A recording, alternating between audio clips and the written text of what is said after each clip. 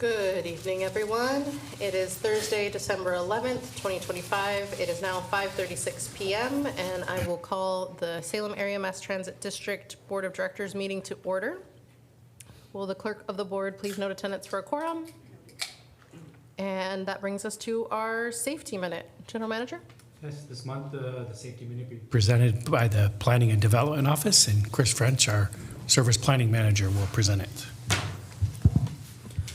Good evening. Our safety moment for tonight is winter driving and commuting.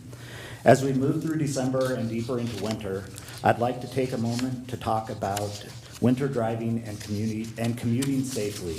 This affects our operators, our riders, and everyone who is out and about. Winter changes the rules of the road. Even a light dusting of snow, freezing rain, or early darkness can turn a routine trip into a high-risk situation. There are three key reminders I would like to emphasize for everyone this evening. Slowing down and increasing your space. Stop distance can double or even triple on wet, snowy, or icy roads. You need to reduce your speed even if you're running late. Leave extra room between your vehicle and the one in front of you, including buses and other large vehicles which need more time and distance to stop. Approaching intersections, crosswalks, and bus stops more cautiously. Black ice often forms in these areas first. See and be seen.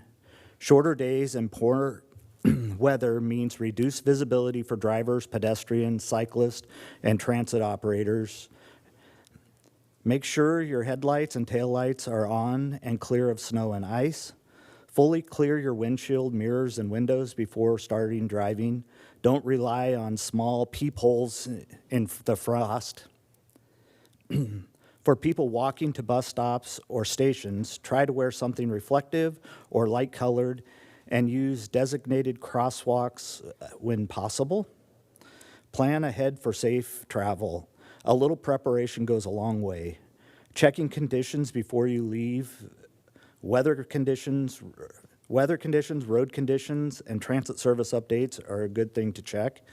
Give yourself extra time so you're not attempting to speed or take risk. Keep a basic kit in your car: ice scraper, small shovel, flashlight, warm clothes or blanket, and a phone charger. When conditions are poor, consider using transit instead of driving if that's an option for your trip. It reduces congestion and can be a safer alternative in bad weather. The simple choices we make, slowing down, paying attention, and planning ahead, can prevent crashes, protect our operators and our riders, and help everyone get home safely during winter months. Thank you. All right, so now for announcements, changes to the agenda. We will be removing item, so follow me here. On the consent calendar, so it's item 4 in section B, item 4 of that, so 4B4.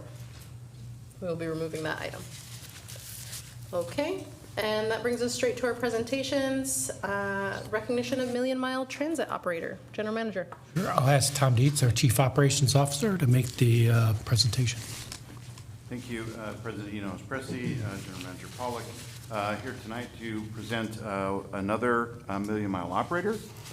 So as a reminder, Million Mile Operator status is achieved with 12 consecutive years preventable accident-free and working 1,600 hours in each one of those given years. Tonight we have Lionel Segura, who's joined by his wife. Lionel was hired by the district in 1999 as a transit operator and has served the Salem-Keizer community since then. Some of you may have remembered Lionel was the first operator to drive a battery electric bus in revenue service in September of 2024 and has been in other multiple district media publications. So, Lionel Segura.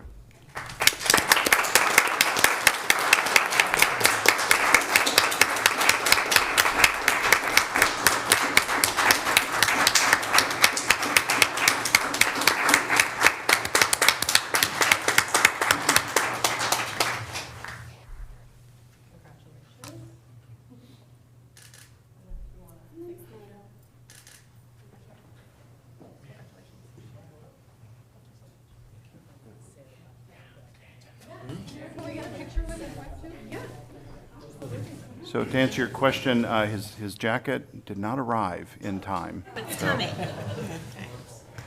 But he does get on the bus, right? Yes, so the curbside decal will be installed tomorrow. His parking spot sign goes up as we speak, and the plaque here, and Finance has the award.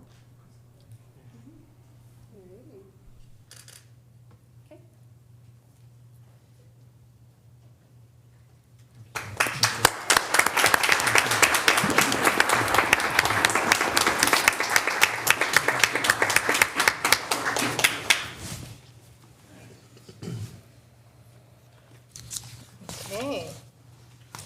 Now we'll move into our second presentation of the night, our recognition of outgoing CAC and STIFAC committee members. General Manager. So I'll turn it back over to Tom for the CAC outgoing member recognition.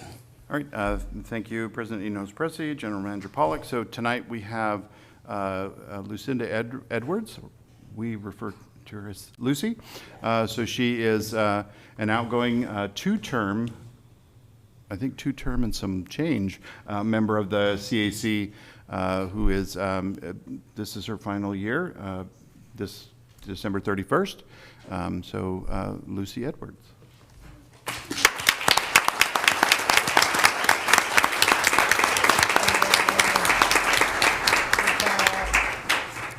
I'm sorry, we've got a couple of, there we go.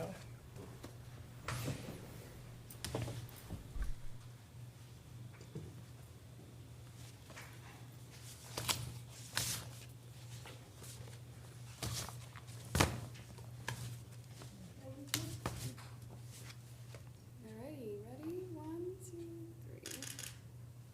Thank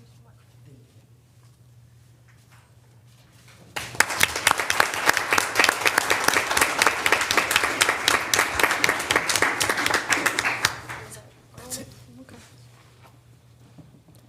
And I think we acknowledge and recognize some of our other folks that weren't able to join us this evening.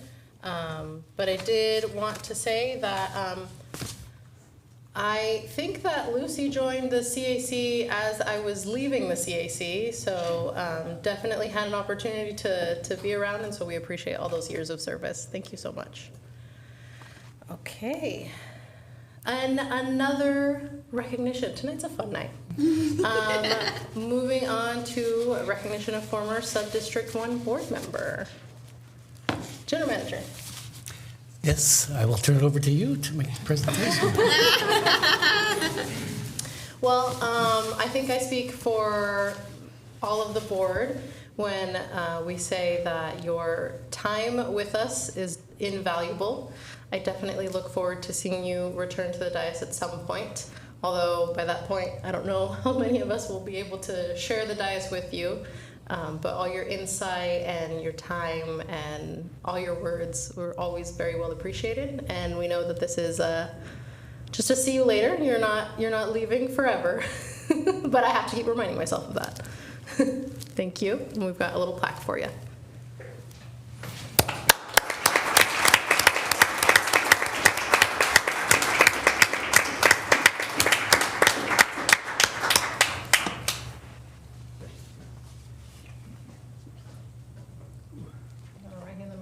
Okay. I don't want to cover Alan. Don't worry, I'll Alan does a good job of weaving that thing. Okay. Thank you.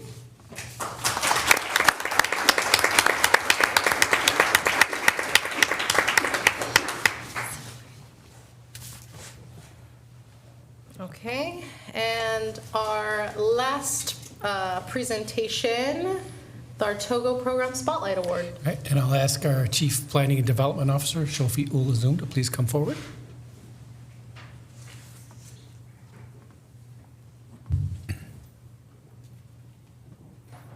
And I also recognize that it's probably Togo, and I pronounced it the way that I did when I worked in a restaurant, which was Togo. All right, good evening, President in-house Presi and other board of directors. I am glad to be here to present the Transportation Options Group of Oregon, also known as 2GO, Program Spotlight Award. In the early November of 2025, at the Oregon Public Transportation Conference, District's Benpool program was awarded for 2GO Program Spotlight Award in recognition of its measurable contribution to reducing drive-alone trouble and advancing the goals of Oregon's Transportation Options Plan. The plan includes the reduction of congestion, improving access to employment, and providing more sustainable and cost-effective transportation options for individuals traveling from outside of urban core. This recognition reflects the success of our regional Benpool services in supporting the long-distance commuters and employers across the Marion, Polk, and Yamhill County. This award affirms district's leadership in expanding transportation options and supporting mobility solutions that strengthen economic opportunity and regional connectivity. Now, shall the district Benpool program receive the 2GO Award for its outstanding contribution and impact to the community? Shall I present it to the board? I'm really getting my steps in right now.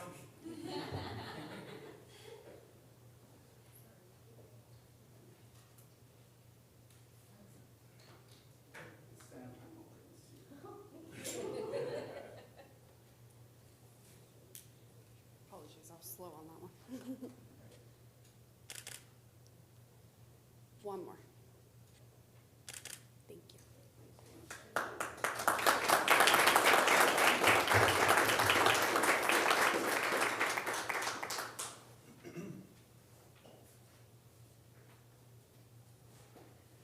Alrighty, so thank you everyone for joining us. All those recognitions. Now comes the public comment portion of our meeting. This is the time of our meeting where we afford any members of the public to comment on our agenda items or matters of the district. As a reminder, you do have 3 minutes, so please keep your remarks timely, and I will call you up in order that I've received, starting with Tyler.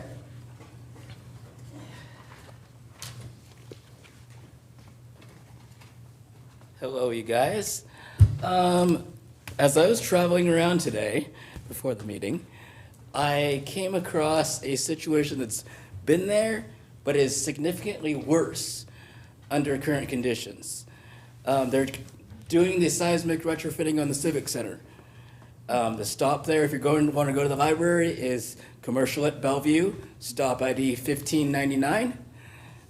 There is a lighted, meaning signaled crosswalk there that leads you across to where the Civic Center is to basically dead end you, or if you want to walk, you walk all the way around the block because they have the fence pulled out far enough it covers the sidewalk, even half that old bus bay where the buses used to pull in. I don't know what, I was talking to Ian before the meeting. It is very hazardous, it's pointless.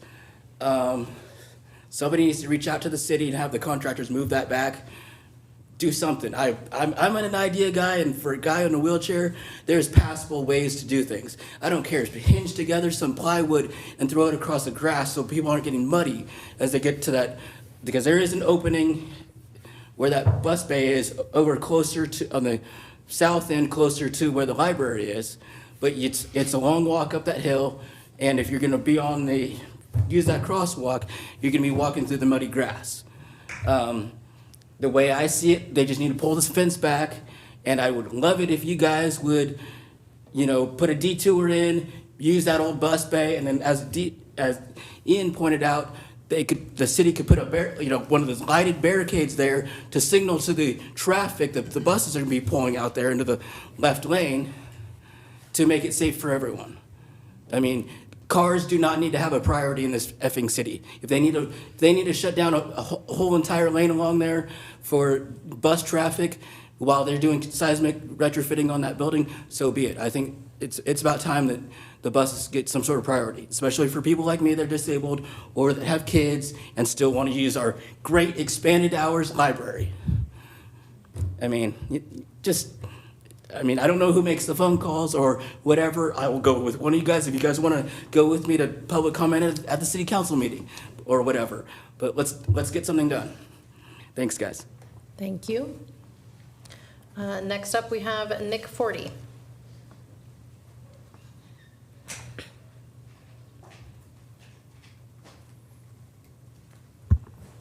Good evening, Chair Pressey and members of the board. My name is Nick Forty. I'm the Transportation and Traffic Chair for West Salem Neighborhood Association. I come before you tonight to talk about, first of all, thank you for publishing the quarterly performance data. We think that's very important to get a true understanding of the system. We appreciate the transparency offered by Cherriots. But the specific item I want to talk to is on page 145, and that has to do with the traffic signal priority project. We realize that this is being implemented currently on Lancaster Drive. Our point here is that we think this is really important. We think operational improvements to the system, such as being demonstrated here, really, obviously, we have a similar facility on Wallace Road. We think this operational type of improvements really have important bearing on the system overall reliability and performance. So we're really anxious to see what the results are of this, and we'd like to see this rolled out more widely through the system. So we hope we can see further discussions and dialogue as this important performance data continues. Thank you. Thank you. And next up, Samantha Ross. okay, Samantha. No, she. No? Okay. Do we have any other members of the public that would like to present public comment, either in person or online? Okay, seeing none, we'll move forward to our consent calendar. As a reminder, we did pull item B4, 4B4. So would anyone like to make a motion to approve the consent calendar? I move that we approve the consent calendar. I'll second. And Kira, do we need to say specifically, I move that we approve the consent calendar with the exclusion of item, does it have to say 4B4 or just B4? You can say routine business items. Routine business item B4. I move, well, I take back my previous motion, and then I move that we adopt the consent calendar with the exception of routine business item 4. B4, yeah. Okay. And I'll second. All right, we have a motion and a second. All those in favor, please say aye. Aye. Aye. Aye. Okay, motion passes unanimously by all those present. Thank you very much. And that will bring us to our action items. Item 6A. Recognize. Oh, one moment, let me back up here. We want to recognize, I think, a few incoming members to some of our committees. Yeah, I'll turn it over to our Chief Operations Officer to introduce them. Thank you, President Enos Pressey, General Manager Pollock. So with us tonight, we have two new members of the Community Advisory Committee. Excited to say that we have 6 new individuals joining the committee and one reappointment that is in your memo. But here with us tonight is Mark Edwards. So Mark Edwards is a paratransit user and a personal care attendant to his wife, Lucy, who just stepped off of the committee. He wants to ensure that paratransit perspectives are represented on this committee, and he and his wife have been using Cherriots since 2003. So Mark Edwards.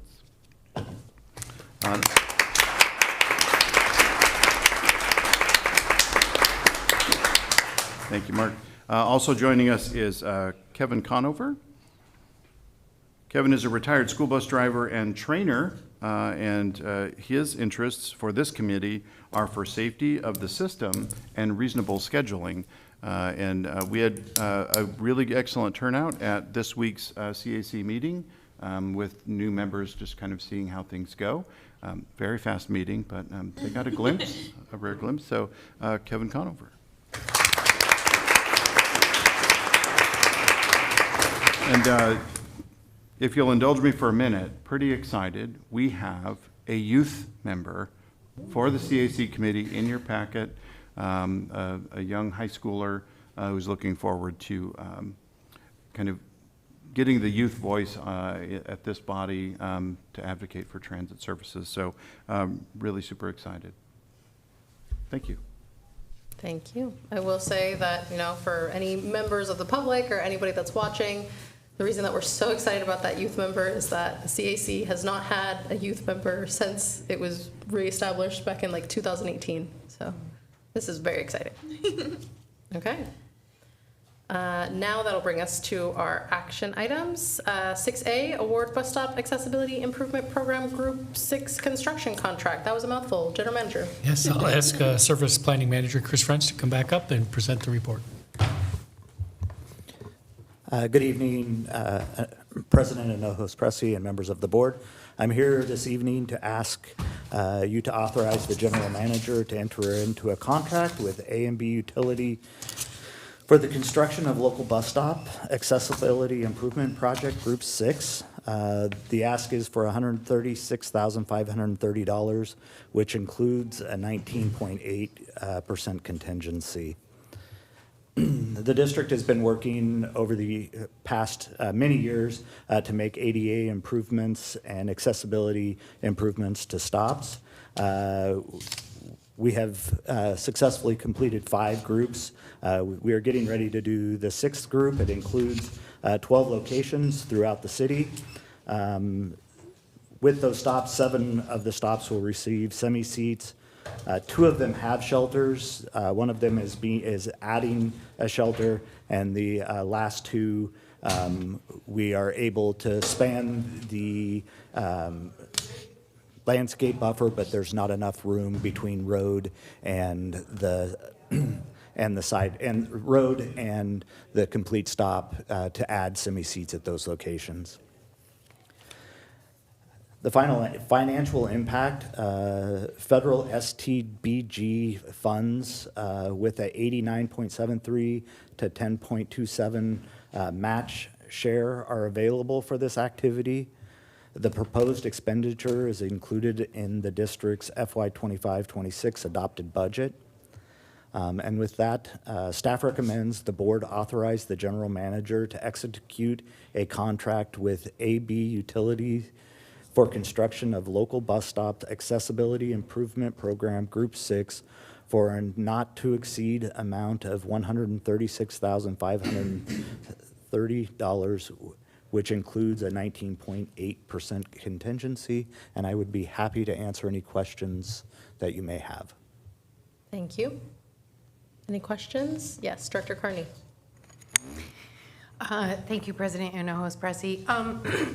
My question is, I feel like the folks that are executing this work on site are likely to receive questions about what is happening, and is the answer that they are provided call your transit district, or do they have information kind of immediately at hand to sort of explain what the process is and what we're doing?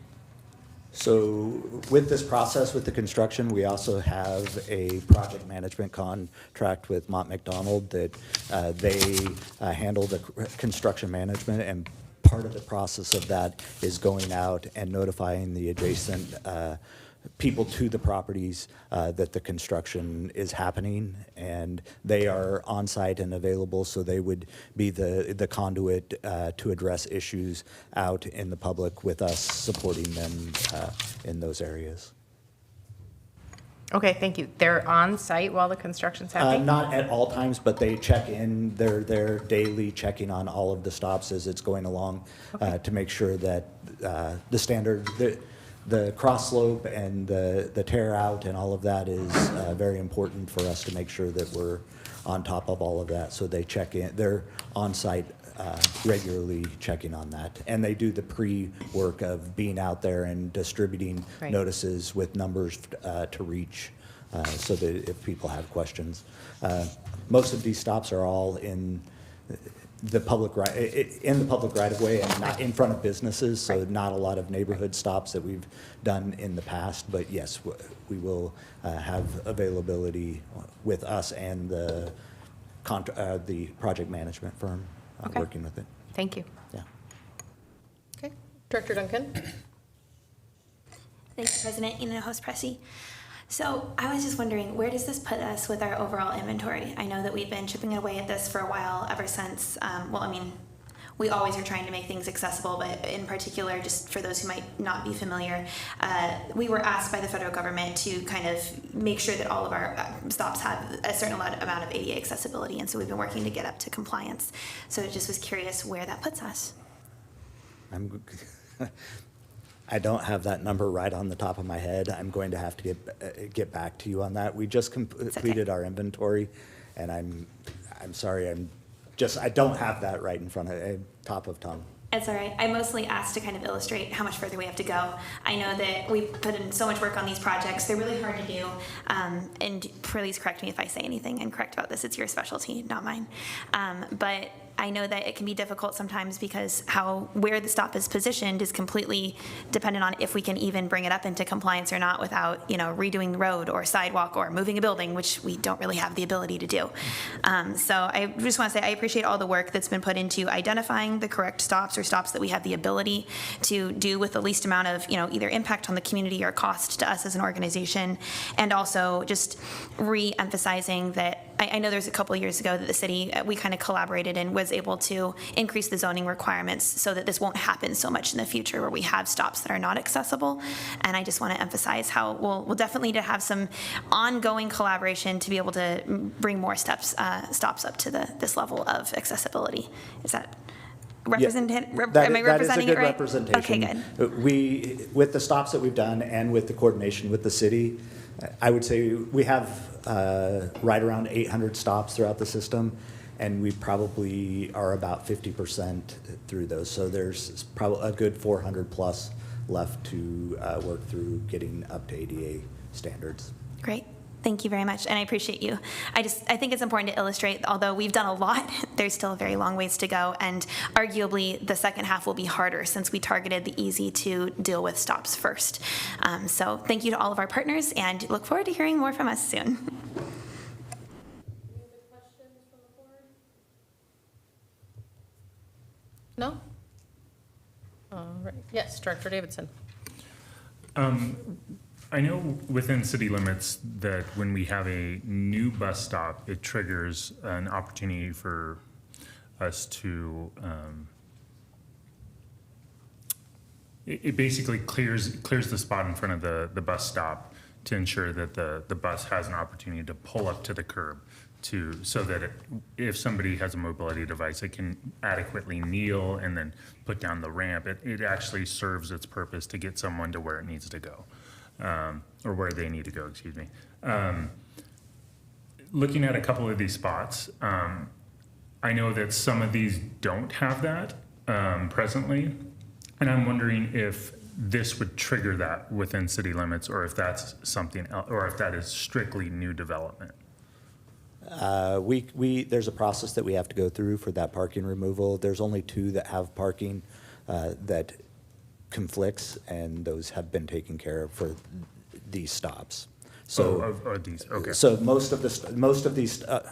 majority of these stops have bike lanes or other things that prevent parking with them. So the stop at Summer and Madison has parking in front of it, but with the city, that city-owned property with the fire department right there, and so they actually gave us, we didn't have to go through the process of the parking removal. So, Okay. Yes, with new construction or new development, the parking removal is part of that process because it's new development. With current stops that we're updating, we have to go through that process of posting and notifying and going through the whole process of requesting parking removal. Is there a formal process for unincorporated county land? So the process with the county and the city of Kaiser is a lot less restrictive. We ask, and to date, we haven't had them say, sorry, we're not going to do it. In which case, I would love to add Pennsylvania at 47th and Pennsylvania at 49th. Yeah, I have neighbors that can't get to those bus stops. Okay. So, yeah. Okay, I'll email you. Thank you. Yeah. Thank you. Okay. All right. Seeing no other questions, I'll move that the board authorize the general manager to execute a contract with AB Utility for construction of local bus stop accessibility improvement program Group 6 for an amount not to exceed $136,538, which includes a 19.8% contingency. I second. We have a motion, a second. Any discussion on the motion? No? Okay, all those in favor, please say aye. Aye. Okay, motion passes unanimously. Thank you very much. Okay, our next item, thank you for fixing that, is the East Salem Transit Center site selection and Title VI analysis. General Manager? I'll ask our Chief Planning and Development Officer, Azum, to please come forward, present the report.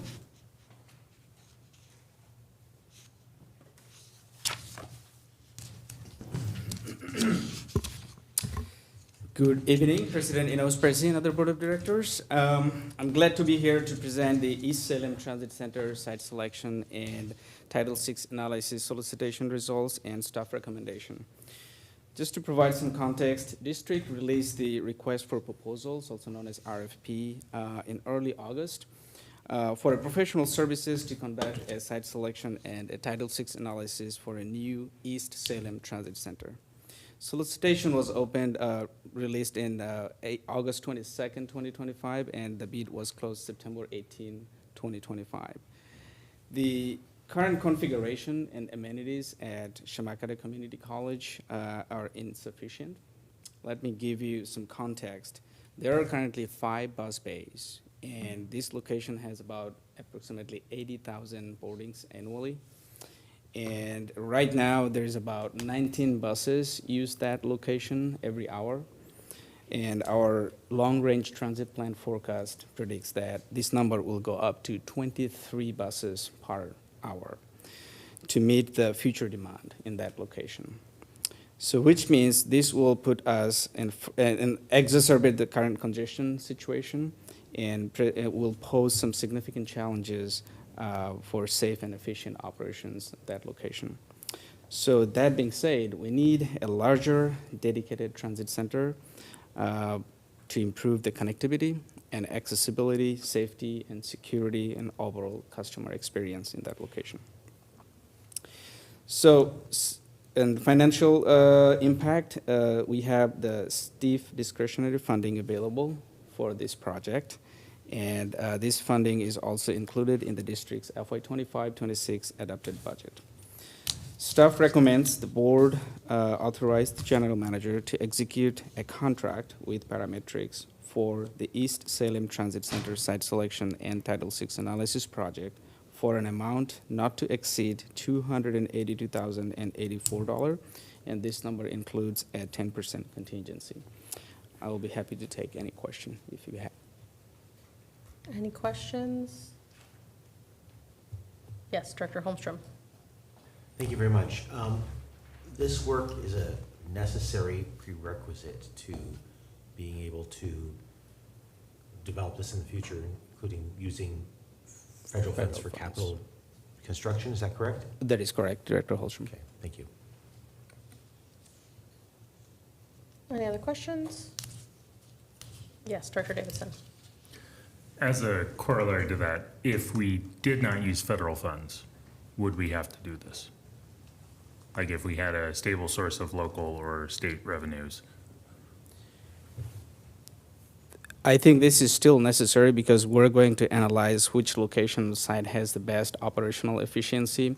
So we are going to evaluate not just the Shamakata area, but also surrounding areas to figure out which areas has the best options, not only to meet the current demand, but also the future demand, and which site makes sense operationally and financially both. So if we don't use federal funding, this is just the first step, but there are a lot of other steps that we need to follow through after this, like NEPA and other requirements. So we may not need to go through many other checklists if we decide absolutely not using any federal funding. But still, this project has some value to figure out where we should select or develop this transit facility. Great, thank you. Mm-hmm. Okay. Yes? Thank you, President. I just want to say I'm excited about this. As somebody who was a student at Chemeketa, you know, I got to experience firsthand kind of the difficulties of riding the bus to be able to get to school. And it is a difficulty. I mean, we have buses that take up streets in a residential area out there. We have a few buses that stop off in front of the school. I tried talking to the school to figure out like how can we improve this stop, and they recognized that it's an issue and they didn't really know how to address it, and but they were open to it, and they had first. Just kind of spitballing ideas, had offered, there's land right in front of Building 2 out there that's pretty open as a potential site for this. But I really appreciate the effort going into this to say, is there another site that could serve this initiative better? So yeah, I'm excited, and I'd like to make a motion if anybody has anything else to say. Go ahead. I move that the board authorize the general manager to execute a contract with Parametrics for the East Salem Transit Center site selection and Title VI analysis project for an amount not to exceed $282,084, which includes a 10% contingency. Second. All right, we have a motion and a second. Any discussion on the motion? Yes, Director Davidson. I just want to congratulate Cherriots staff in securing this competitive grant to fund this. It was a very competitive process. There was no guarantee that Cherriots would secure this money, and they not only secured this money, but they're moving quickly to move forward on this to plan for our future. So kudos, Shofi, to you and your team and everybody else who was involved in this. Thank you, Director. I also wanted to say kudos. When we first approved the plans for the South Salem Transit Center, my vote was contingent upon knowing that the South Salem Transit Center was important to be able to serve North Salem because we had to have a connecting point. And so now we can finish out that project because it should not take over an hour to get from one side of our silly little town to the other. And I'm so excited that we're going to move this forward. For all of the students, I did not go to Chemeketa, but I did go to Blanchette, and it is right out there. And this will impact the ability for students at McKay and Blanchette and at Chemeketa and all of the other areas out there to be able to get there in a safe and efficient manner. And I could not be more thrilled that this was on the agenda today. Congratulations to everybody. And again, for the grant, huge. I'm just so excited to see this moving forward. It's about time. So thank you so much. Thank you so much. And I'd also like to recognize our grant coordinator, Matt Marquez. He's awesome. So he's helping us to get all this money for us. So I'd like to give him a huge shout out. Always great to have capacity for grants. Okay. All those in favor, please say aye. Aye. Aye. Aye. Motion passes unanimously. Thank you. Very much. Okay, next up is our Cherriots lift vehicle purchase. General Manager? And I'll ask Chief Dietz to come back up and present this report.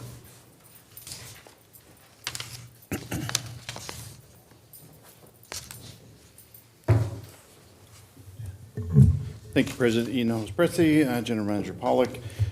Here to ask, shall the board authorize the general manager to execute a contract with Northwest Bus Sales for the purchase of 10 paratransit buses for use in the Cherriots Lift ADA service for an amount not to exceed $1,652,938.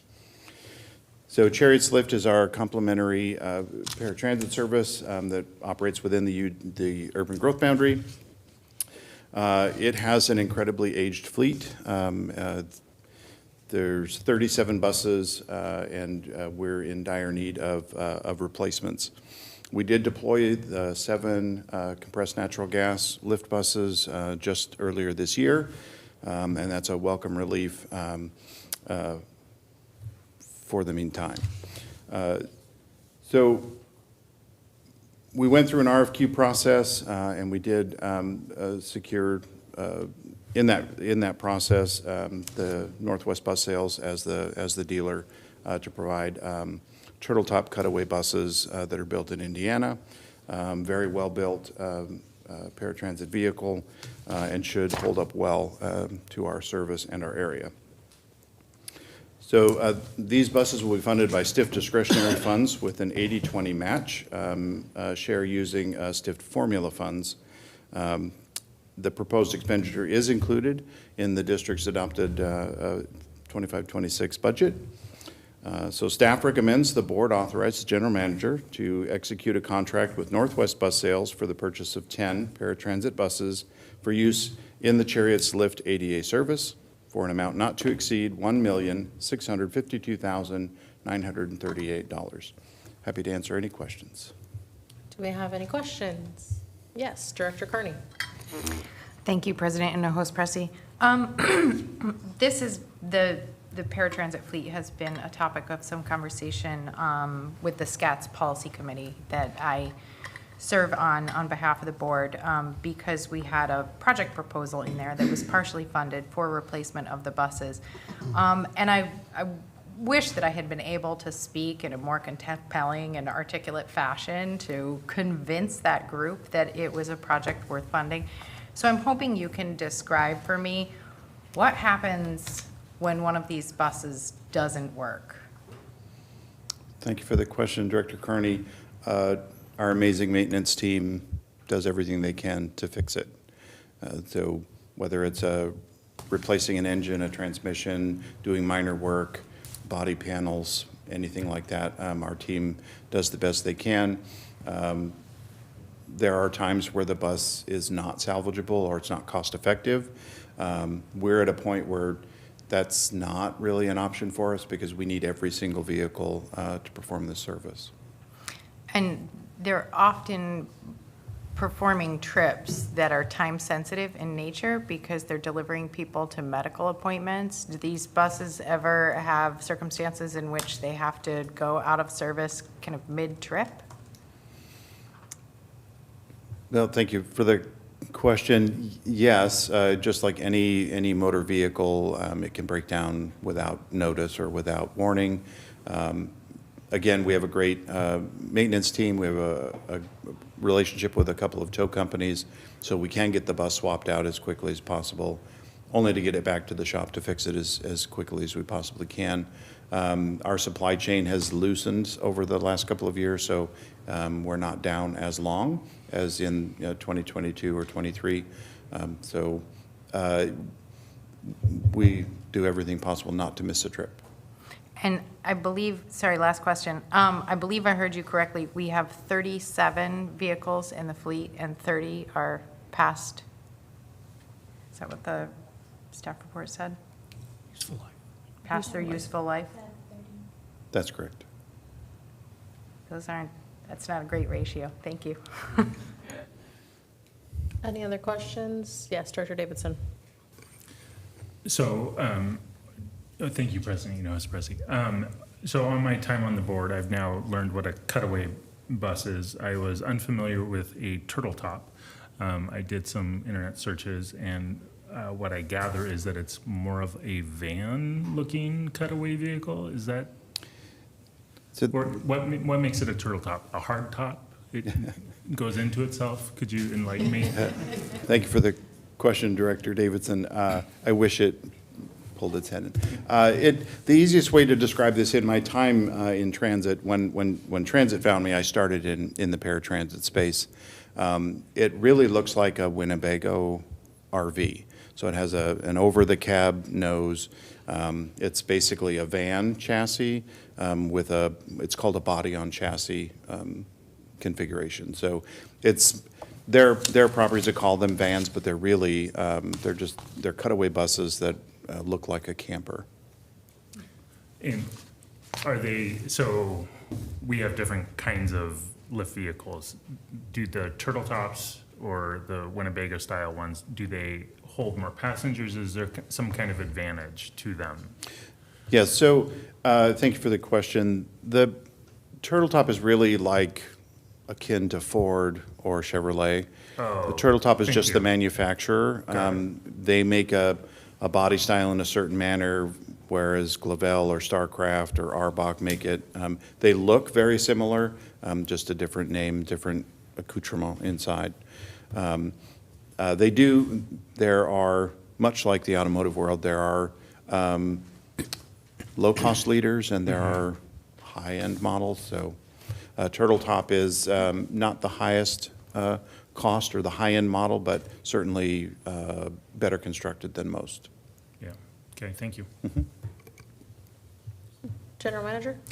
I'd just like to add a comment. We were talking about useful life, and I don't want there to be a misunderstanding of what useful life means. Useful life is a federal designation of how long a bus must run. So for instance, our big buses, the federal useful life is 12 years. The vans are some are 5 years, some are 7 years. But it is not unusual to run buses past the useful life. Sometimes you may think of your own car useful life, and the useful life means it's dead. These are not dead. They're just, you can't replace them with federal funds until the useful life has surpassed. In the big issue, once they're past the useful life, is the longer you run them, the more it becomes more costly to maintain them, because that's when they start to have maintenance issues. So they are safe to run past the useful life. And in fact, for instance, our big buses at 12 years, we typically replace them at the 15, 16-year mark. That seems to be the sweet spot.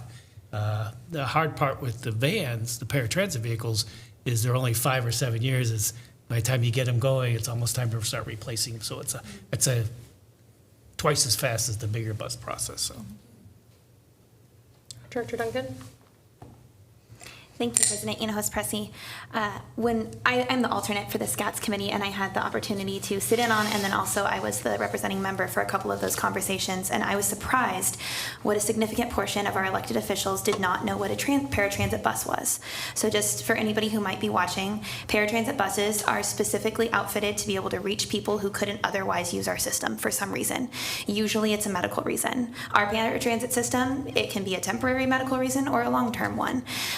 And it is a federally required program that we are honored to be able to serve our community with, and it is of the utmost importance. Director Carney indicated that people are often using these services to get to medical appointments, sometimes ones they've been waiting for months on end.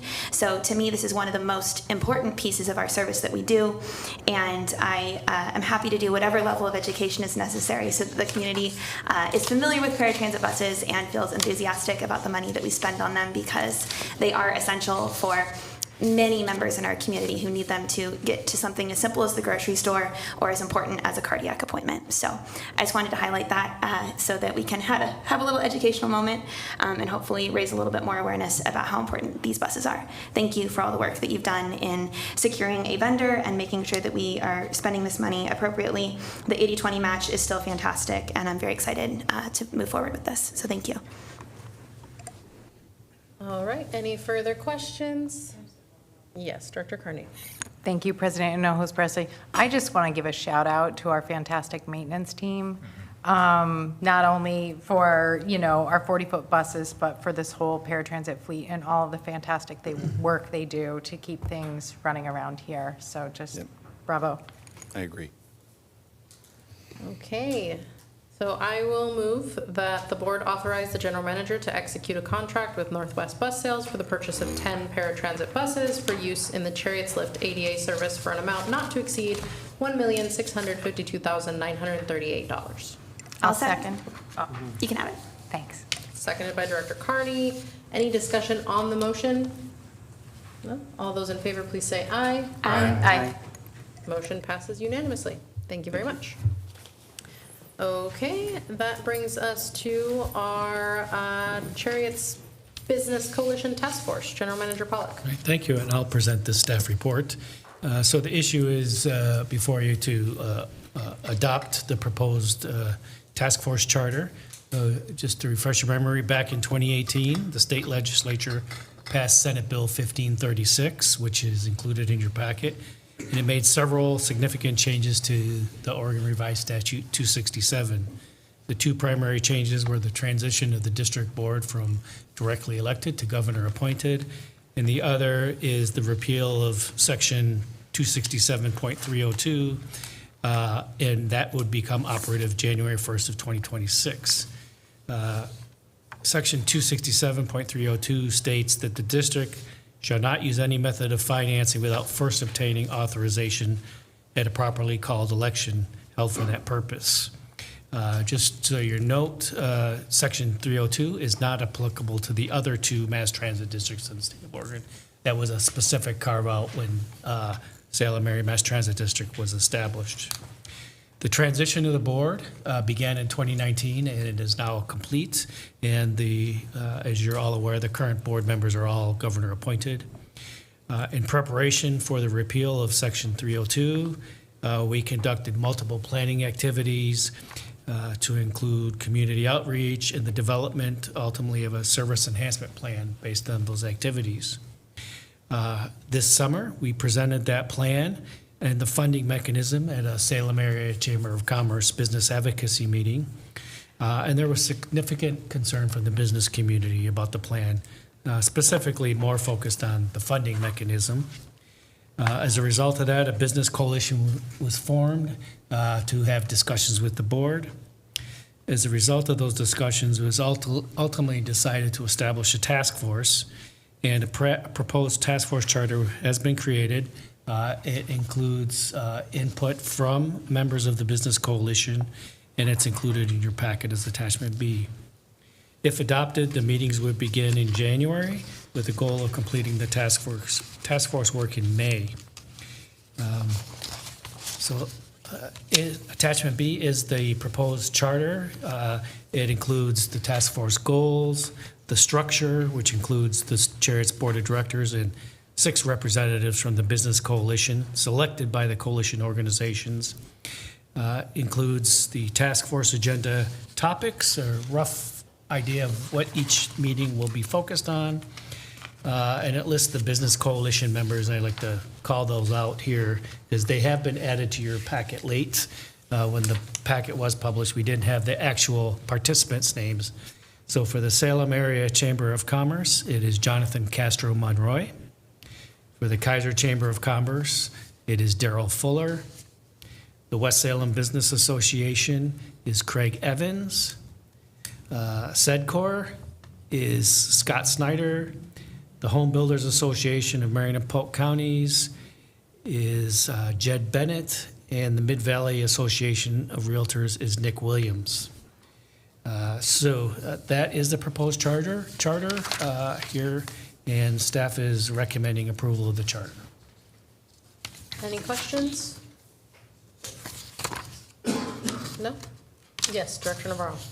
Thank you, President Hinojosa-Pressy. I don't recall if we had a voice in who was part of this business coalition, or if we just let it be up to those folks that were trying to advocate against everything. But yeah, it's great to have the feedback from the business community. I noticed there's a couple missing on here. The Latino Business Alliance isn't on here.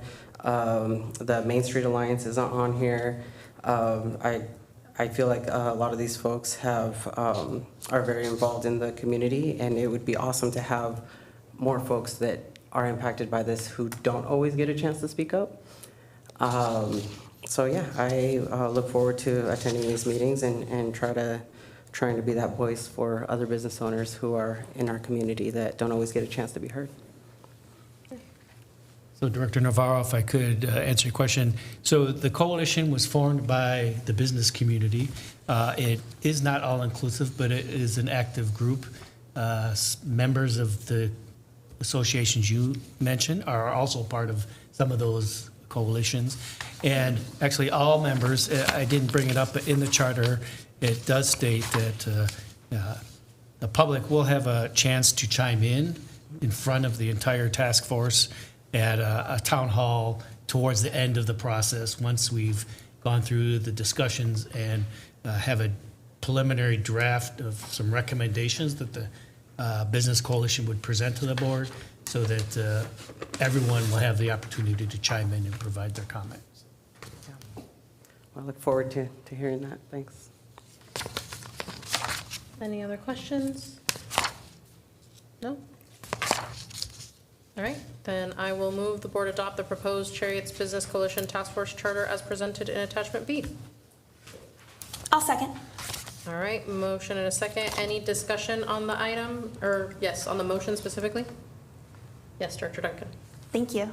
I'm really excited to move this forward. I really wanted to have this conversation with the community, and I think it's great. I will say that I only just recently received the list of names, and I'm a little disappointed that we don't have any female or non-binary members from the business community. So if you are one of those people, please speak up and use your voice. Women, I know in particular, or people who have different safety concerns, particularly when walking to the bus at night and things like that, is a valued voice, especially people coming back from their jobs or if they're closing up a business by themselves. All of that information is still important. So although you may not be a member of this group, public comment is still open. I just want to make sure that we capture as diverse a group of voices as possible. But overall, really excited to move this forward and have conversations with this group of people. I think I've had relationships with most of these different organizations in the past, and I'm excited to get them engaged on transit. So this will be fun. Thank you so much. Any other discussion? All those in favor, please say aye. Aye. Aye. Motion passes unanimously. Thank you very much. All right, so this will bring us to item 7A, our January 2026 service change briefing. General Manager. Right, I'll ask Chris French to please come back up and present the report.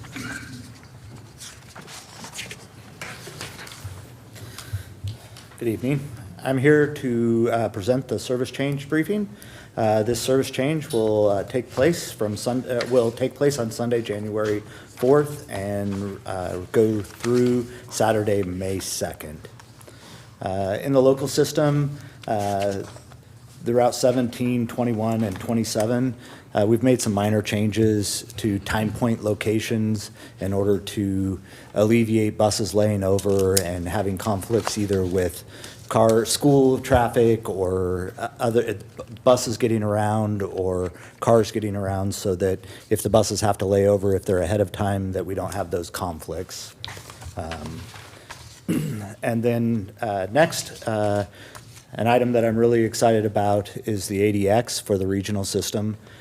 SMART has always been supposed to have been a partner in this service, and with the opening of the new Amazon facility, we came together, talked with, had a couple surveys out on the buses and to the community, asking about the ADX service, and we've modified the service for the ADX not to continue all the way to Wilsonville to meet in Woodburn. The service was always designed to feed Woodburn in and out. And so with shortening that route, we are able to provide more service with the same revenue hours. So with that, the service will have a name change. It'll be Woodburn Kaiser Express. It'll have, its terminus will now be at the Woodburn Memorial Transit Center. And with this, something that I'm excited about is we're going to be able to serve the Woodburn premium outlets, which we get, it's like our customer service, it's one of the top requested areas, how people can get there. And with this, we'll be able to do it. We will be meeting up with Woodburn and SMART at the Woodburn Transit Center. SMART's new route is the Route 12X. Woodburn is creating a shuttle that will tie in with our service going to matching with the Amazon shift, so we'll meet the Woodburn bus. People can transfer and go to the Amazon facility. With the revenue hours that we had from shortening the route, we were able to have 7 weekday trips. And as opposed to putting them all weekdays, we have moved to providing 7 weekend trips, which will allow people that are using it from the Salem area to get to work at the Woodburn Premium Outlet Malls, Amazon, and other places in Woodburn. The matching service from SMART is not running on the weekends at this time. They are going to see how it goes, but we're really excited for this new change and the opportunities that it will give for employees getting to the Woodburn Outlet Mall, their customers getting there, and also providing service to the new Amazon facility.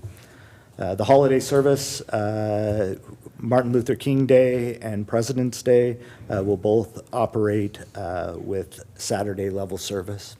And with that, that completes my service update, and I'd be happy to answer any questions you may have. Any questions? Director Davidson. No, I changed you. Battlefield promotion. Is it a promotion? All in the eye of the beholder. Thank you. So the change to the ADX, that is incredibly exciting. So moving, if I'm reading the current schedule right, we currently have 4 runs on the ADX, and that's now increasing to 7 runs, and it's now becoming 7 days a week. Correct. That is incredible. Are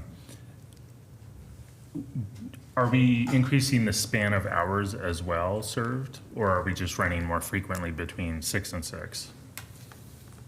So we've added a couple, we've added a little bit earlier and a little bit later trips, but we've tried to maintain the middle of the day trips in order to not mess up people's commute patterns that already exist. So with the survey, the 5 o'clock trip coming back, that's a trip that really had people go, the first trip in the morning and the 5 o'clock trip in the evening had people that were traveling all the way through. The other trips didn't have that complete travel through. So 2 of the trips were more people going between Woodburn and Salem, and the other ones were had both. And so we've tried to maintain the trip times as close to possible with filling in a little bit. The coordination with Woodburn Transit, so if the ADX, for example, gets stuck on I-5 or slowed down on I-5, will they wait for the ADX?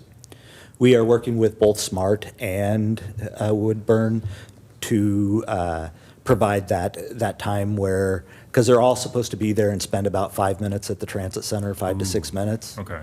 And so we're asking that if they see that one of the buses hasn't got there yet, that they will do that. We have really good timing data from the CAT AVL system for what ADX has been doing over the time. So we were able to help help SMART, and then we helped Woodburn a lot just create the schedule, just because they don't have the bandwidth to do a lot of planning. They're a small organization, so that we help them work through the schedule to meet up with us. And then one more question. So I know the ADX will be timed to both the SMART service and then the Woodburn Transit service. Will what is that number? The 10X, will the 10X be synced to anything? So the 10X does not go to the same location. So it's on the east side. It's on the east side. So it is on the 99E corridor. Okay. And the ADX is on the I-5 corridor. So those 2 services don't connect. So if I was a Salem-Keizer resident employed at the Woodburn Amazon facility, I would need to get myself to the Keizer Transit Center to be able to take transit? Yes. Okay. Did you all consider doing a express from DTC to KTC to Woodburn? That would have decreased the trip. That would have decreased the number of trips and probably Saturday and Sunday service. So for commuting, every time you get off of I-5, it's kind of like the 1X. Yeah. It's a 15 to 20 minute detour off. So if we're going from downtown Salem, you're going to have a 15 to 20 minute on and off to get back on the freeway to get off at Woodburn. So we've tried to make them direct as possible.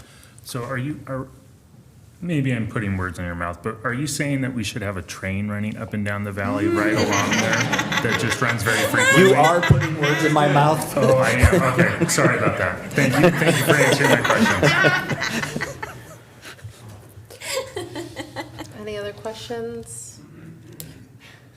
No? Okay, well, thank you very much. Thank you. All right. Next item is our FY 2026 Quarter 1 Performance Report. General Manager. Thank you. I'll ask Chief Azum to come back up and present the report.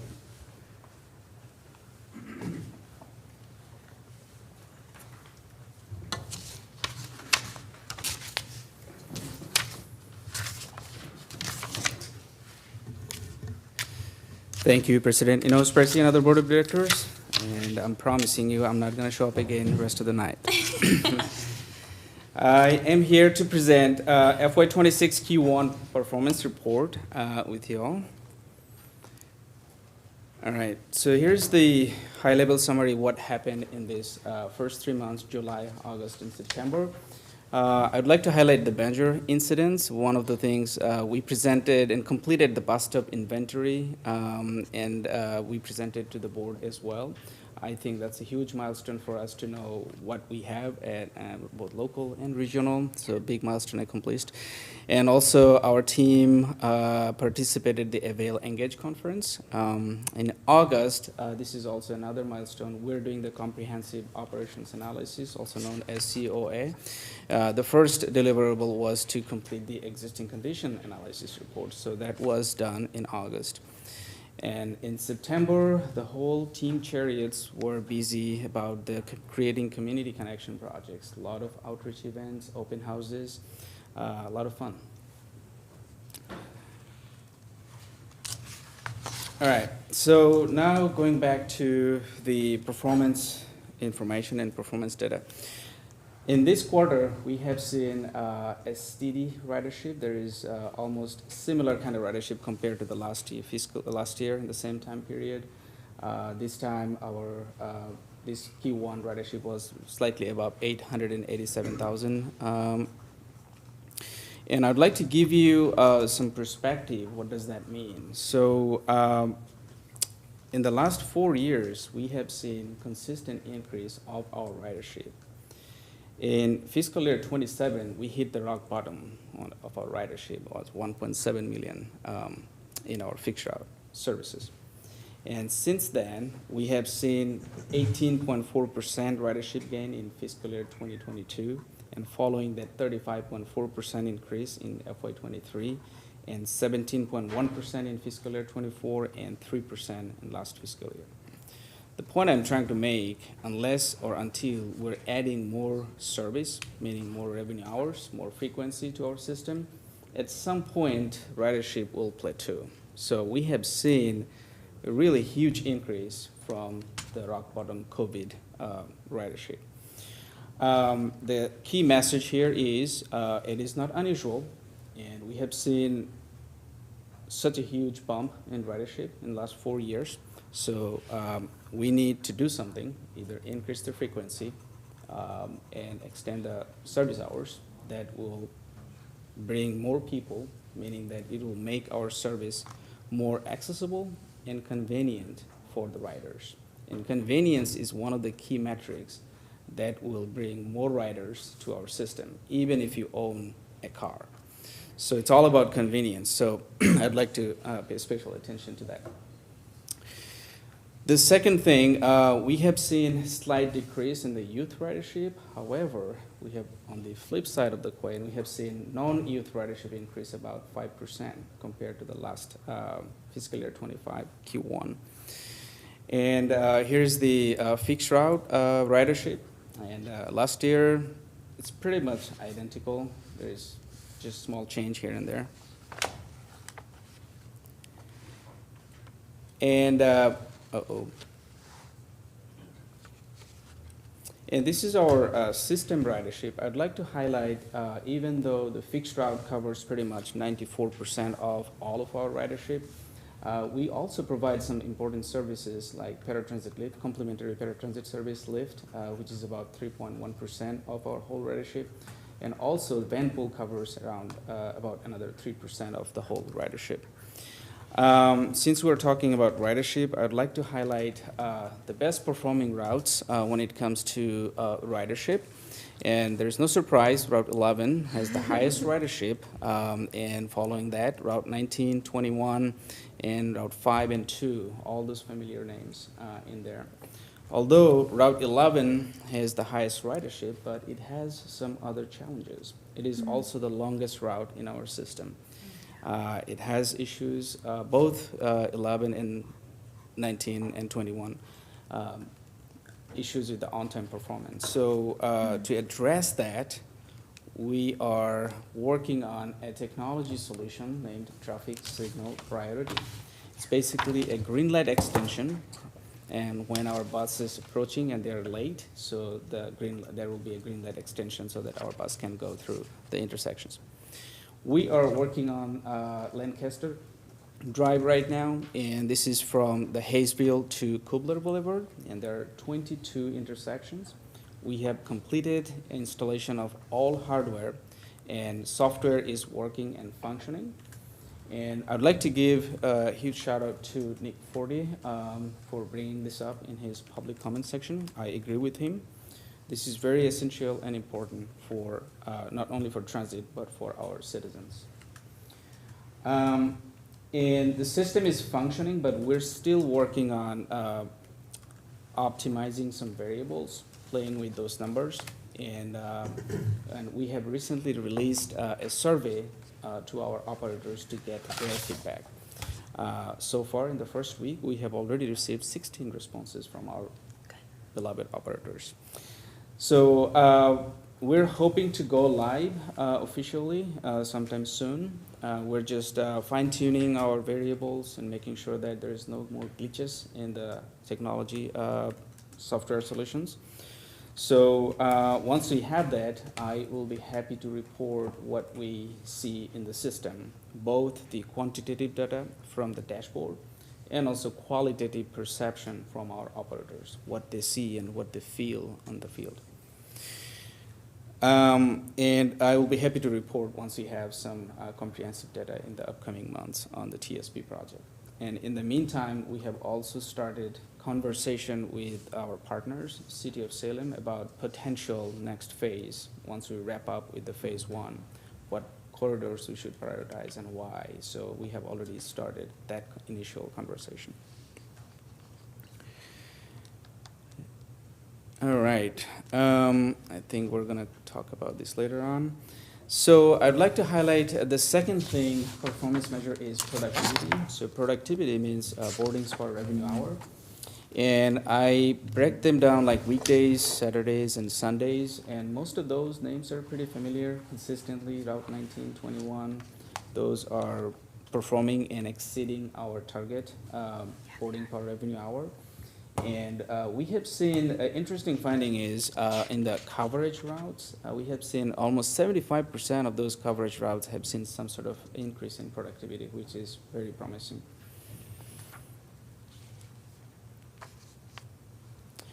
And I'd like to give some perspective and context. So what does that mean? Where exactly our services are, and how exactly we're doing well, which areas are doing well and where not.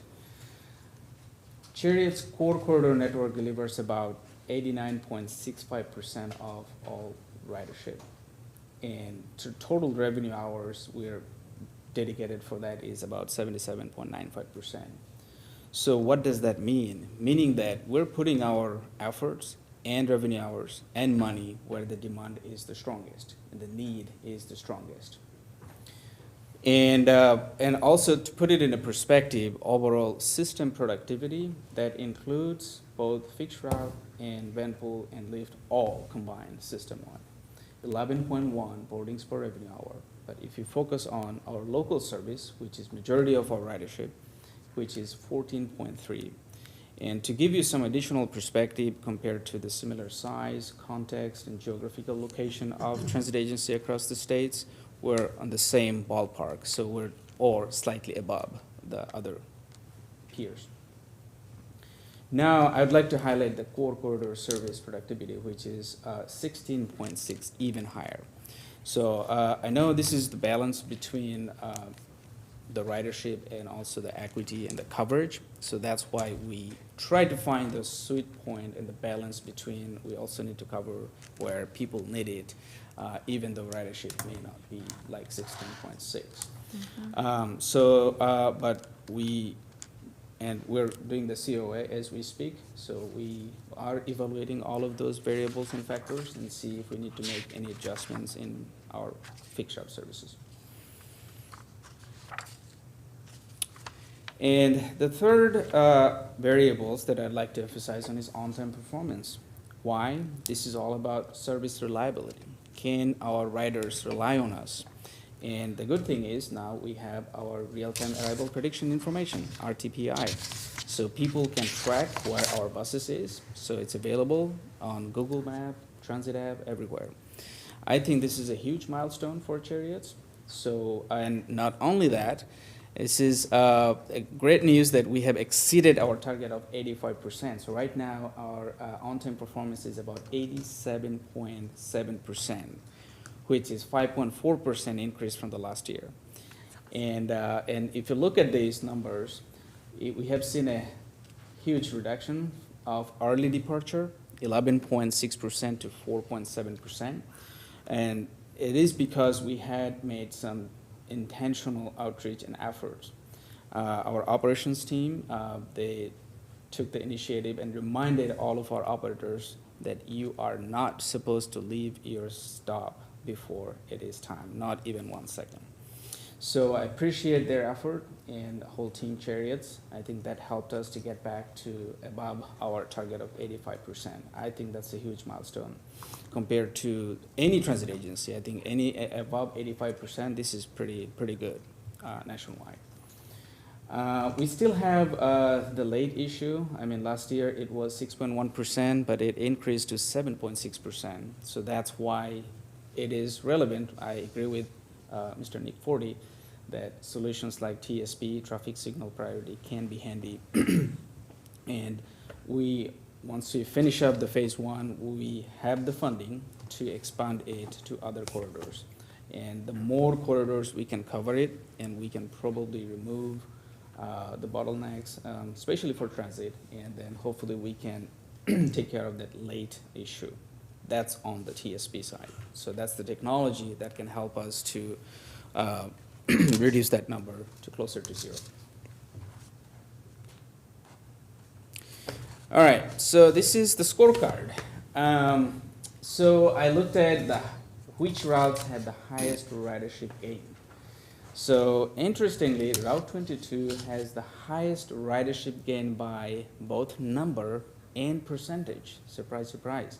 Even though this has the lowest productivity, just to provide some reminder or context, we started this service back in May 2024, and after a while, and people are aware of the service, and our marketing team put a lot of effort so that people are aware of this service, and we have seen pretty good uptake and some traction. So, and this was the best performing route when it comes to the ridership gain by both number and percentage.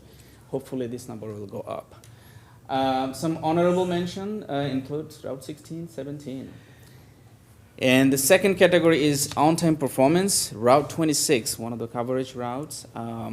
It's interesting that those low-performing routes have the best on-time performance.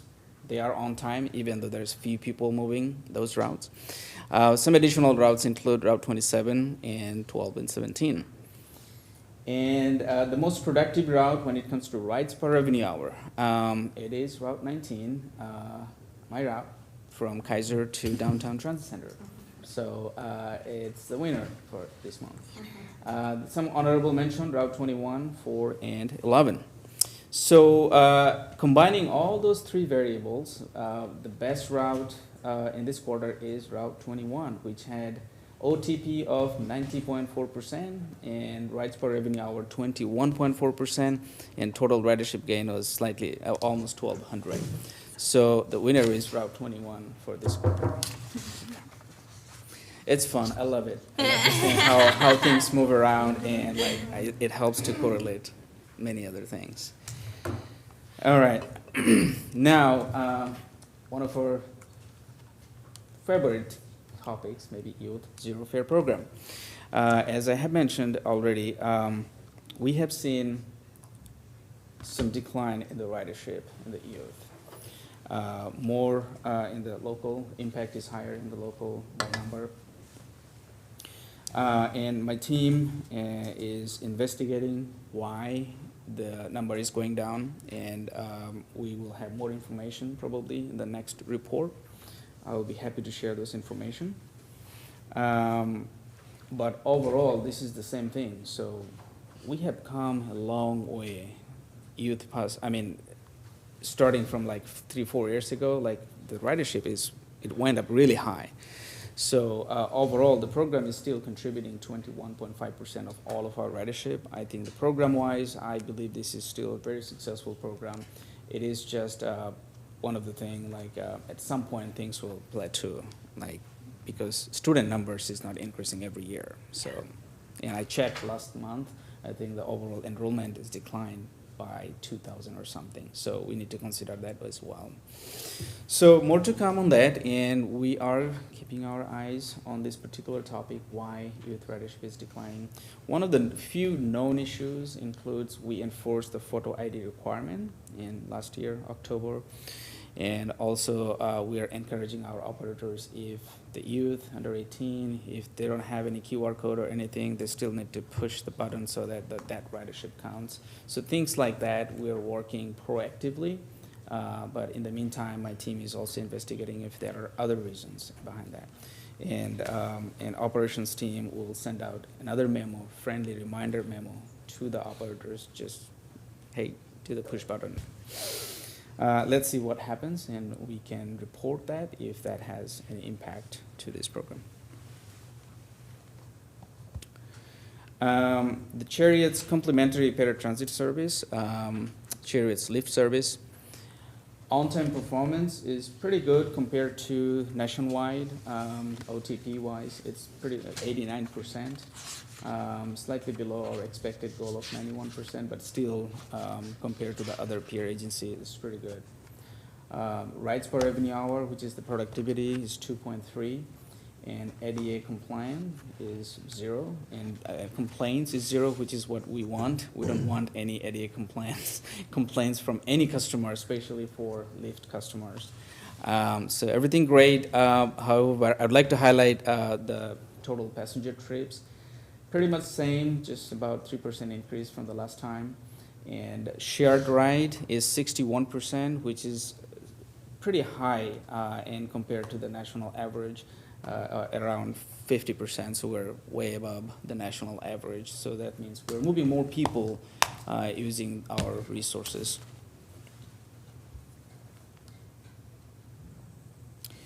All right, that's the snapshot of marketing stuff. We have seen huge spike in the engagement, and attention to our post on social media and other places. So that's good. So people are aware of our service, which is really important that people know what services we offer. So, and we're doing a pretty good job on that, and huge shout out to them and to the entire team. And one of the things that I'd like to highlight is the UMO usage went up significantly.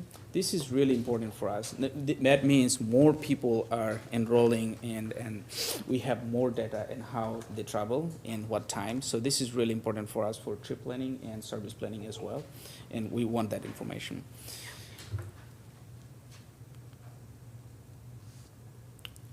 And the next program that we have is Vanpool. So it's right there, actually. The program testimony is right there. This program is doing really good. It's the largest in the state of Oregon. And we have about 39 vans in this quarter.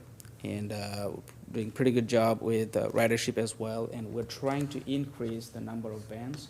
And we have the funding to increase it up to 45. So Kiki Doman, our TO coordinator, she's working diligently with the enterprise, commute with enterprise, to find out new van pools. So our goal is to increase that number. And I would also like to highlight the average occupancy rate. You see it's 71%, which is 5% higher than the last time. When I started, it was around slightly above 50. So that was one of my key push that we should increase that number to the 70 to 75%. So it's a huge pleasure for me because that means we're moving more people. The vans are full, so that's what it should be. And overall, the passenger trips also increased by 20%, which is huge.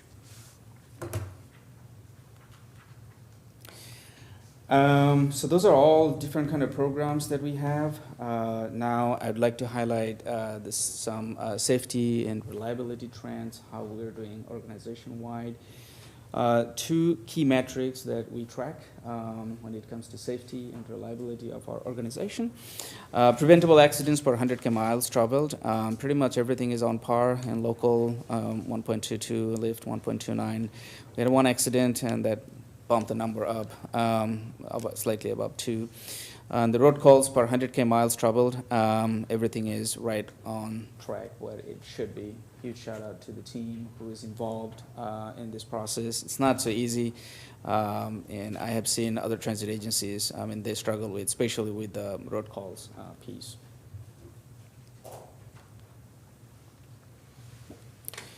Now, I believe everybody's favorite topic, battery electric buses. So I don't want to get too excited, but sharing some facts, right? So we have been running this service for a while. In this quarter, we have driven about 99,000 miles, not bad. And we have added another new KPI, which is how much actually we can drive each day. So the reason we're moving away from charging distance per charge, because we have two different types of charge, depot charger and also the on-route charger, inductive charging. So I think this tells us a simplified story. So how much actually each buses can go each day, regardless of how we charge it. So roughly about 107 on an average miles for all the vehicles. And we have 10 vehicles, just an FYI, and 8 of them are operating right now. 2 of them are out of service. And another interesting fact here is regeneration rate. So it's the amount of charge going back to the battery because where you drive and use the regeneration brake on the BEVs, which is pretty high number compared to the other nationwide number. And on an average, I have seen like 30% or maybe 28%, many transit agencies I have studied, but 36% is really high. So what does that mean? So it means that our operators are highly trained and they're using it in the right way, and it's the optimal driving behavior. So that's the easy way to say that. So that is driving that number higher. So, and also our training team deserves huge credit for that, I guess. So the bottom line is operators are doing exactly what they're supposed to do. That's what this number is telling you. It's way above the national average number, 36.6%. And I'd like to give you another important KPI or slash data, which is average fuel economy. So 1.88 kilowatt hour per mile, which is way better than the national Altoona benchmark of 2.5 kilowatt hour per mile. It's 25% more. So what does that mean? It's basically telling you how much energy you need to drive 1 mile, all right? So, and I can show you a beautiful graph if it does show up, okay. So on this graph, all you need to see the line, horizontal line in there, that's the Altoona certified number. So anything below is great. So that means you're using less energy than the tested amount. So which is actually a good thing, meaning that you can go more miles using the same amount of energy. So far, most of those dots are below that horizontal line, so which is excellent for now. And I hope that we can continue that momentum. All right, so this is also even easier way to understand. So what exactly happened, we operated like almost 100,000 miles in this quarter. So what does that mean? You save a lot of carbon dioxide emissions and all of those things. Our beautiful consultant, he actually calculated this thing.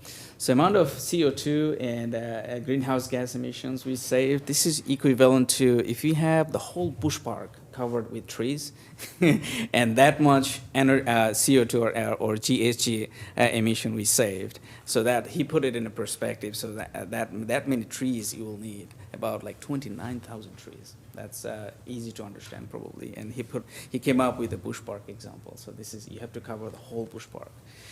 So hopefully that makes sense. All right, and we are, there are more to come. There are a lot of challenges with BEBs, and once we have more information validated and verified, we'll be happy to share those information with you in the upcoming months.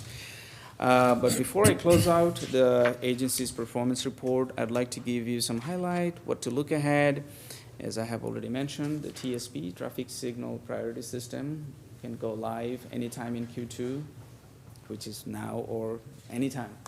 And as I said, you may have already noticed that every time I come here, I try to add a new KPI. So this process will continue rest of the fiscal year. We'll try to add more KPIs in the performance report.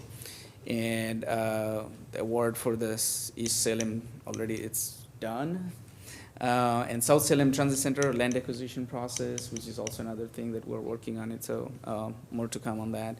And final report is being developed for the micro-mobility feasibility study. So the consultant team is almost done with the report, so they will be, hopefully everything will be done and we'll be presenting the final report sometime in February-ish. So those are the things to look ahead in the upcoming months. But I would stop here in case you have any question for me. Okay. Do we have any questions or comments? Yes, Director Davidson. Thank you, President Hinojosa Presi.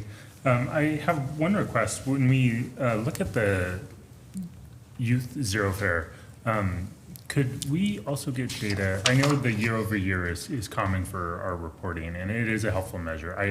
I think it would be helpful to also see a before implementation of the program and current, because I will expect fluctuation in youth ridership over time, and I'm afraid that a year over year provides an incomplete snapshot, whereas I think a before implementation and current, I guess what I'm suggesting is could evaluation, if that makes sense. So the whatever month we happen to be in before implementation. Thank you, Director Davidson. I think we're exactly working on that very topic. So we have already downloaded our last 12 months data, and we're looking at what's going on in this last 12 months and what happened before. So it is being worked on right now as we speak. Our planning analyst is working on this. So once we have the data and results, we'll be happy to share that information. Great, thank you so much. And more, and this is one of them. Okay. Yeah. You thought you could outdata our amazing trophy Zoom? All right, Director Duncan? Thank you, President Hinojosa Presi. I don't think you'll have an answer for this. You did such a good job. I always enjoy your reports. You have got the numbers and everything that I would like to be seeing. You do such a great job with KPIs. But I just wanted to, this is the first time it kind of got brought to mind, but we've had an uptick in ICE activity on vans. And I just want to make sure that our van pool program is prepared and knows what to do, especially because we do contract with that service. And I just want to make sure that they are trained up and know what to do if there were to be an incident. So. Thank you, Director Duncan. Thank you so much for bringing that up. And yes, I had the privilege to talk to our contractor, and we have a process in place. We discussed verbally, and if any such thing happen, what to do, what's next. So we have discussed that thoroughly, and they will notify us immediately if something like that happened, and also they will notify the employer where they work, and then their HR, the contact person they have. The good thing is we don't own any of those vans, so there's no liability on us. We're just offering subsidy for the program. So everything, what happens to the vehicle, what happens to any of those things will be taken care of by the Commute with Enterprise, our vendor. However, in any such incidents, they will still notify me. I said, immediately you're calling me, not email. So I gave this as a high priority for us. Like, you notify this to me, and I provided my information that you notify this to me immediately if any such thing happens. And I have also asked if there is anything happened so far on any of our vans. They have confirmed that there's no such thing happened to any of our funded vans as of yet. If it does, they will notify me immediately. Thank you very much. Okay. Yes, Director Carney? Thank you, President Hinojosa-Presi. In the SCATS Policy Committee, we have been discussing the Center Street Bridge construction project quite a bit. And construction will start on that in 2026. And significant delays in our system in general, not just, not just the buses, for everybody is anticipated. And I'm wondering how we will account for the data anomaly and sort of just account for it within the system and show what is related to construction and what might be related to anything else. Sure, thank you, Director Carney. And the good thing is we are already in touch with the project team, and we have this monthly or bi-monthly call, so they give us update. And we're aware when the project construction will start in the design phase. So, and our team is involved in that whole process, not only me, Tom, and operations, and also Kiki Domin from the TO perspective. So we're also actively working on what options we can provide to those people during those closures. So we're also thinking some other TO option as well, in addition to transit. And we're thinking about counterflow movement so that our buses can still go there. So not going too much details, but we are working with the project team, and we will be working with them and making the plan in ahead. And they'll give us notification at least 3 months before when exactly they're closing any particular section, direction. So we'll be working with operations team to make sure that those are taken care of. We are in touch with them, and we'll take care of this. Thank you. The transit signal priority project that you mentioned implementing on like it comes to mind as a possible partial solution to some of the delays related to the construction. And I brought that up to our policy committee, but I don't think that everybody was hip to the transportation signal priority system. So it didn't seem within reach to them, but maybe it does to others. No, it does, and there are perspective about the downtown area, and we are, as I said, we have started our initial conversation with the City of Salem engineers, and they brought this up already, so we'll work through the process and then come up with a solution. Mm-hmm. Thank you for the amazing report, as always. Thank you. Very enjoyable. Thanks. Director Davidson? Thank you, President. What kind of public celebrations are we going to do when the TSP launches? Because this seems like a big deal. It is big. That or maybe Director Carney's experience at SCATS may be emblematic of the public reception generally. We'll have the traffic signals put out confetti. I love that. It won't be a road obstruction at all. You want to say anything? Not to repeat, reuse, and recycle, but how do we feel about mustaches? Love it. I'll start growing. I'm sure we'll come up with Yeah. something. We'll keep you posted. Thank you for your question. All right, any other questions from folks? If not, thank you very much. Thanks so much.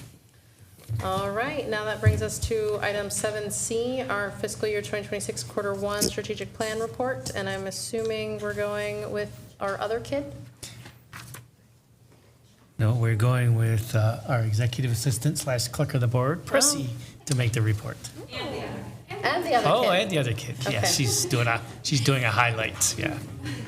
Oh, wait, I'm sorry, I can't get this out. Okay.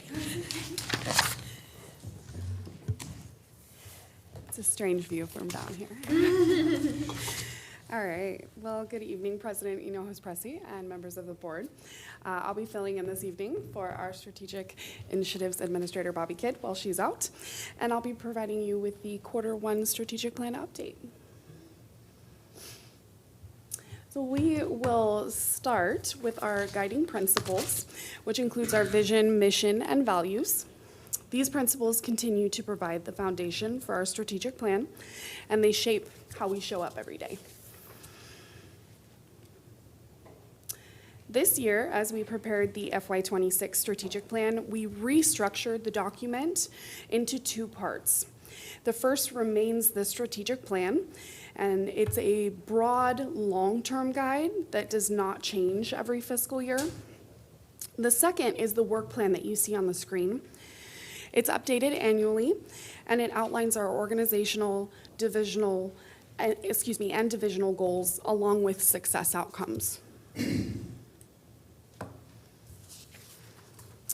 So Q1, we kicked off working towards our 2026 success outcomes, which are housed under 4 categories: community value, customer satisfaction, and culture of ownership, along with financial sustainability. Under our first category, we have a goal of maintaining or exceeding a community value score of over 84, excuse me. Under our second category, we have a goal of maintaining or exceeding a customer satisfaction net promoter score of no less than 52 for our fixed route and no less than 51 for Lyft.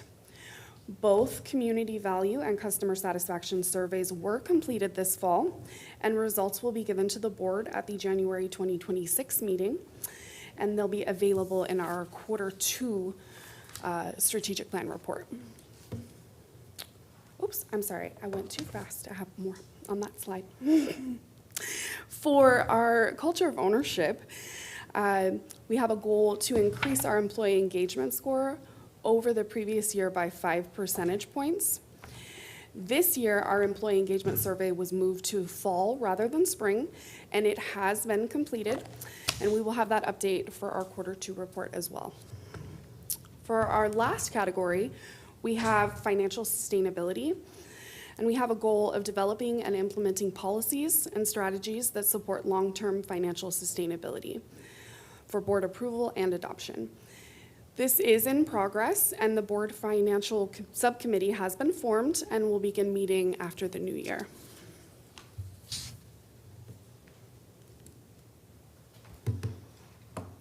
So we have 9 organizational goals that are currently being worked on across the division, all of which fall under the 4 success outcomes we just discussed.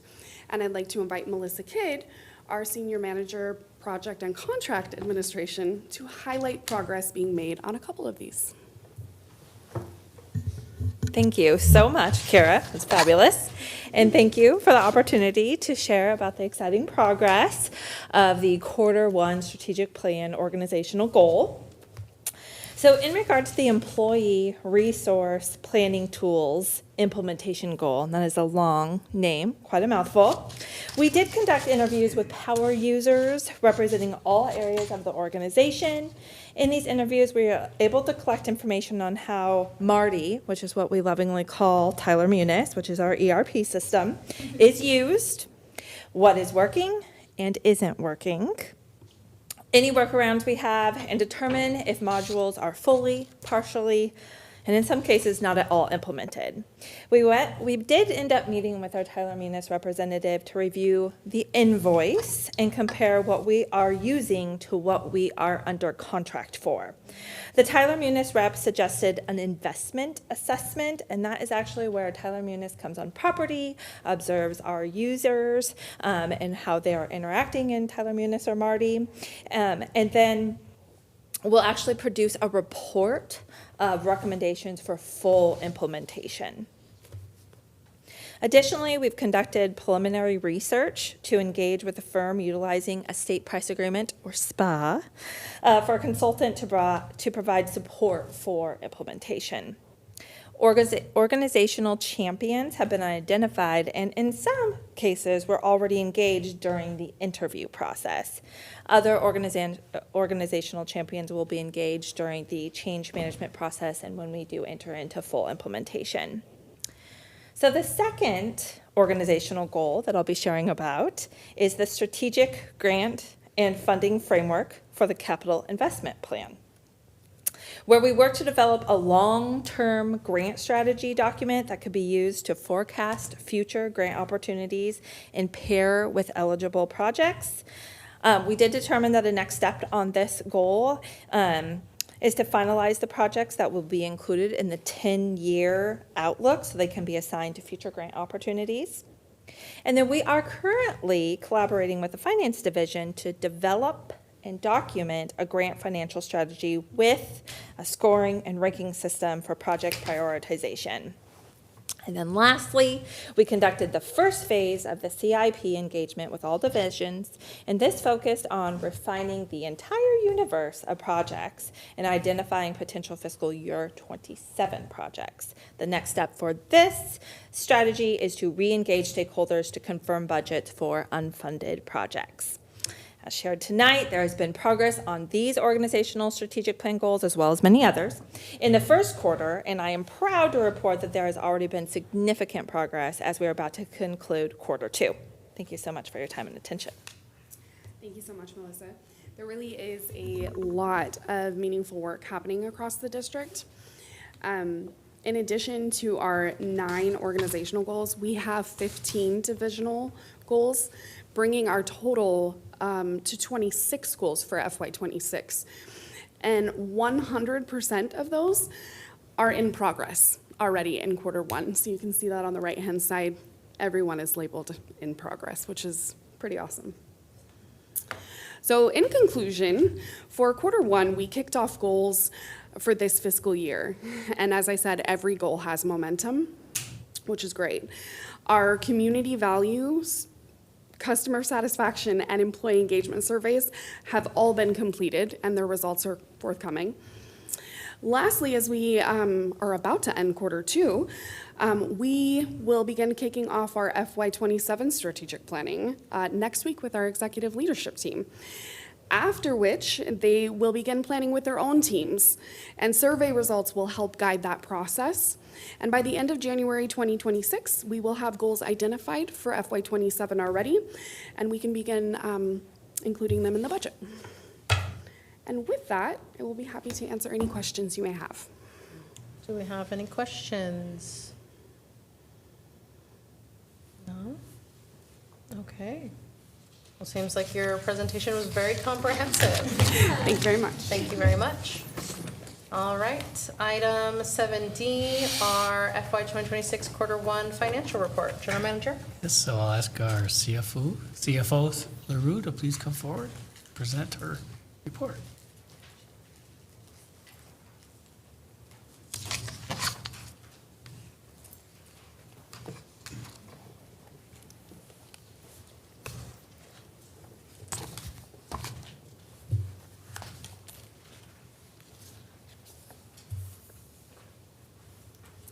Good evening, President Hinojos Presi and members of the board. Tonight, I am here to present the financial report for first quarter for fiscal year 2026. As far as our audits of general health, the first quarter of the year is when everything starts. It wraps up very often in second quarter, and so everything's in process. Nothing's complete, but it is on track for a normal schedule.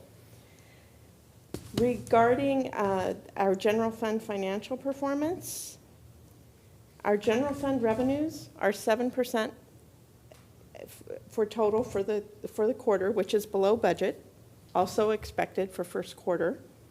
The passenger fares are currently at 25% of annual budget, so those are right on track.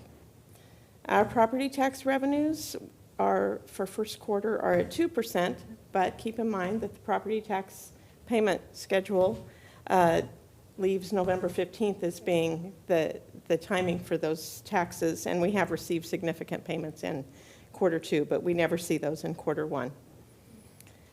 The miscellaneous revenue is currently at 53% of the annual budget, and that's because we had a one-time implementation credit for our medical insurance that was received in quarter one. So we will not see that trend continue throughout the rest of the fiscal year. In general fund expenditures, our total operating expenditures are under budget at 22% of the annual budget, and all divisions are below the anticipated amount of 25%, so we're on track. The federal drawdowns that were submitted in the second quarter for first quarter expenses for general fund are $2.3 million, so that's the funding that we're expecting in second quarter to come in that will be reflected in the next quarter's financials. For the transportation programs fund revenue, the passenger fares are at 19%, federal funds at 18%, state STIF funds are currently at 16%, state funds are just very slightly below budget for 23%. The transportation programs fund expenses are at 21% of annual budget, and all programs are in line with budget, so we're performing well there. The federal drawdown submitted in second quarter for first quarter expenses are $500,000, and for state drawdowns, it's $234,000. Capital revenues are at 6% of the annual budget. Again, that's our trend that we see every year. It takes a while to get those projects at the beginning of the year kicked off and actually have those expenditures. And for the expenditures, we're at 5% of the annual budget, and this quarter, the expenditures were mainly for the 7 paratransit vehicles and Dell Web charging infrastructure. The state drawdowns that were submitted in second quarter for first quarter expenses are about $750,000. May I answer any questions? Do we have any questions? Treasurer Davidson. Thank you, President. I don't have a question, but I just wanted to thank you for serving Cherriots for as long as you did. With the one exception of scaring us by having F frequently show up on your reports, you have done a stellar job. So thank you very much. Remember, F is favorable. Yeah, you're working against several, many years of conditioning. So, but thank you very much, and best of luck in your next endeavors. Thank you.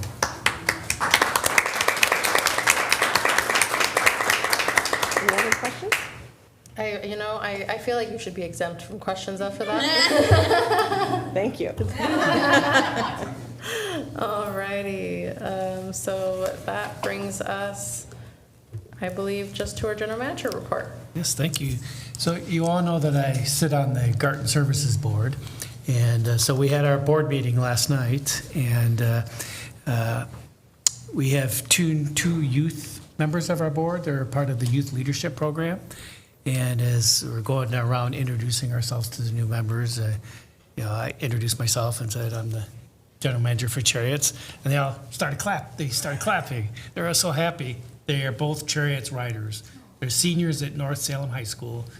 One rides the bus every day, one rides fairly regularly. So the youth program is working. So it was neat, and it's kind of nice to get cheered for. We did it, Joe. Yeah. Okay, next up, so we all know the state transportation package and its situation, and we're waiting to hear on the certification results of the votes or the signatures, and depending on that certification, we'll figure out what's next. Also this week, Cherriots is a part of the Human Trafficking Awareness Organization, and we had our, I believe it's annual, because I know we've done it before, awareness training for our employees. So we have, first session, we have a couple of more so all employees can go through that. The I-5 corridor, especially between Seattle and California, is a high human trafficking corridor, and what we learn is how to be aware and what to do if we see something we're not quite sure of. It's really kind of be aware and report what you see. So I just wanted you all to know we're actively involved in the human trafficking program. I'd also like to thank Denise for her service. We'll talk more next week, but since this is the last board meeting, thank her for her service and wish her well in this next opportunity. And I'll just wrap it up by saying have a happy and safe holiday season, and see you next year. All right. All right, and I'm going to start over here on my left. Director Navarro. Thank you, President Hinojosa Presi. So the STIF Act did meet recently, and we, sorry, I had my notes here, and I think I accidentally hit delete. No, they're right there. So we had the STIF Act meeting recently, and where we discussed appointments. We appointed Marja Byers as chair and Fred Evander as co-chair, the dynamic duo of the STIF Act committee. I really appreciate them volunteering for those positions. I know that this can be a lot volunteering in the community, and it's a lot of time and commitment, but I know that their heart's in it, so I appreciate them continuing to volunteer with us. We also discussed some new appointments, and one I know personally, so I just wanted to speak to that. Michael de Blasi ended up applying to be appointed to the STIF Act, and working with him personally in Kaiser on initiatives to help increase access to public transportation. And it's just, it was really awesome to see that he applied and that the board accepted his appointment. So that was really great. Aside from that, we got quite a few things going on in Kaiser this month. I got to attend the Kaiser tree lighting right there off of River Road, which was really awesome. We got to see Santa stop in for a little bit and take some pictures with the kids. We have the Kaiser Lights Parade coming on Saturday. That is from 7 p.m. to 9 p.m., which I've signed up for along with a couple other board members. And yeah, I'm excited to attend that. We have Santa coming back to Kaiser on Sunday, December 14th at 7 a.m. to 11:30 a.m. He'll be at the Kaiser Fire Station taking pictures, and you can join and be able to get some breakfast. There is a cost associated with that that is put on by the Kaiser Fire District, so you can find more information on kaiserfire.gov on costs associated with that. But it's really awesome. I got to volunteer last year, and it was really great, and I'm excited to go this year and enjoy the food instead of running around. And then also with the Kaiser Fire District, they'll be doing Candy Cane Day. So for those who aren't familiar, Kaiser has this tradition of the fire truck driving around Kaiser and handing out candy canes. And as a lifelong resident of Kaiser, it's always awesome hearing the fire truck come in, and then you run out to the front of the street and just wait for him to come by, and he'll hop off and give you some candy canes and keep it moving. So I really appreciate the Kaiser Fire District for doing that every year, and I'm excited to have my kids join in this year. And that concludes my report. Thank you very much. Director Duncan. Thank you so much. I'm going to keep it pretty brief this time. Our Community Advisory Committee had, I think, the shortest meeting in the history of the Community Advisory Committee, where we were able to meet some of our prospective members who were appointed tonight. Thank you everybody who stepped up to be part of this committee, and we still have a few more seats, so I'm inviting anyone else who has enthusiasm to check those out. And we talked a little bit about future agenda items, which will include things like briefings on the new bus stops, shelters, and then also an update on the South Salem Transit Center project. Our next meeting is February 17th for those who are interested. I also wanted to do a very short shout out for the MWAC. I unfortunately had to leave this meeting a little bit early, and I'm not sure why, but I'm locked out of the agenda to reference for you guys now, but it is available publicly. The main highlight from me was that ODOT is asking all of the acts to come up with basically like a top project list, and we don't have a ton of time to do that. So I am representing Cherriots, but will take any input and feedback from my fellow board members if they have interest on that, as well as staff, so we can touch base and see if there's anything you guys would particularly like me to advocate for. But the MWACT is a rather large region, and so a lot of these are very large-scale regional projects. We're talking about like freeway interchanges and things like that. But we'll definitely touch base and see. This is largely an impact because ODOT doesn't have enough money to do all the things we need to do, and even if the transportation funding package passes, we will still not have the funding that we need to do anywhere near the amount of projects that need to be done. And I just wanted to emphasize that. I know there's a lot of talk all the time about whether or not there's enough funding for transportation projects, and the list that we have is multi-millions of dollars long. And we have a lot of infrastructure in this state, and it's also a responsibility to keep it usable and safe for everyone. So anyway, just calling a little bit of attention to the MWAC. The DEI committee will not be meeting until the new year, so happy holidays. Thank you very much. Director Holmstrom? Thank you. I don't have anything to add to my report tonight. Thank you. Thank you. Director Carney? Thank you, President Hinojos Pressey. Let's see. The Salem-Keizer Regional Scenario Plan is available online, and this plan describes how Salem, Keizer, and Marion County can plan to together create more sustainable transportation choices and meet the state's greenhouse gas emissions reductions goals for our region. City of Salem staff will present it to the City Council early next year and ask the City Council to approve it, at which point it will get submitted to the state for review and either be approved or sent back for revisions. And this is in response to the state's climate-friendly and equitable communities rules that were put in place a few years ago. Excuse me. And in response to this work, I know Salem is, I believe Keizer and Marion County are also updating their local transportation system plans to agree with the regional scenario plan. So that is exciting and a lot of change coming to our transportation systems in the region. I'm so impressed with our van pool program, by the way, and in the staff report, it noted that the program is currently included as a case study in Oregon Metro's regional van pool strategy, and it just makes me so proud. Okay, so for the SCATS Policy Committee, you can now view the draft list of financially constrained projects online for the Transportation Improvement Program for federal fiscal year 2027-2032.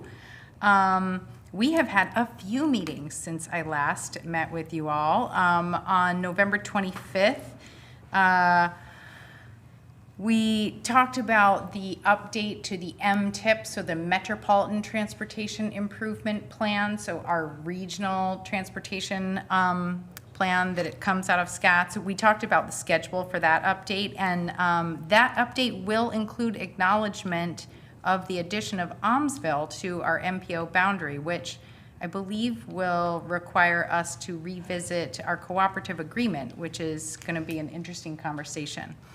And then we had an early December meeting just earlier this week on the 9th, and ODOT was excited to see us meet early in the month because the Oregon Transportation Commission voted in November to move forward with the Center Street Financial Plan and Statewide Transportation Improvement Plan amendment to add, and I copied and pasted this right from the OTC memo because I couldn't really believe the numbers, $99,842,600 for phase 1. And this project has been broken into 2 phases now. And for phase 2, it has added $2 million. And so we said, yeah, go ahead. I guess we got to spend that money to get a new bridge that is seismically sound. And there are a lot of reasons for it, but those are pretty eye-popping numbers on project cost increase. But we voted to pass that. I did ask a few questions about how they were planning to do sort of emergency services provision and how we were thinking about prioritizing bus routes and getting across the bridge so that we didn't have delay in our systems as a result. And we will see, thankfully, Cherriots staff is involved in the project conversation. So I have confidence, and I wish you the best of luck. Our next policy committee meeting is the 27th of January. And let's see, lastly, Director Navarro, I'm glad I don't live in Kaiser because I love a good fire department, but my kids don't need any more candy canes. And related to that, they are very excited to ride in the Kaiser Parade of Lights. And I just wanted to ask Alan if that's a drop-off party. Just kidding. That's the end of my report. Director Davidson. Thank you, President.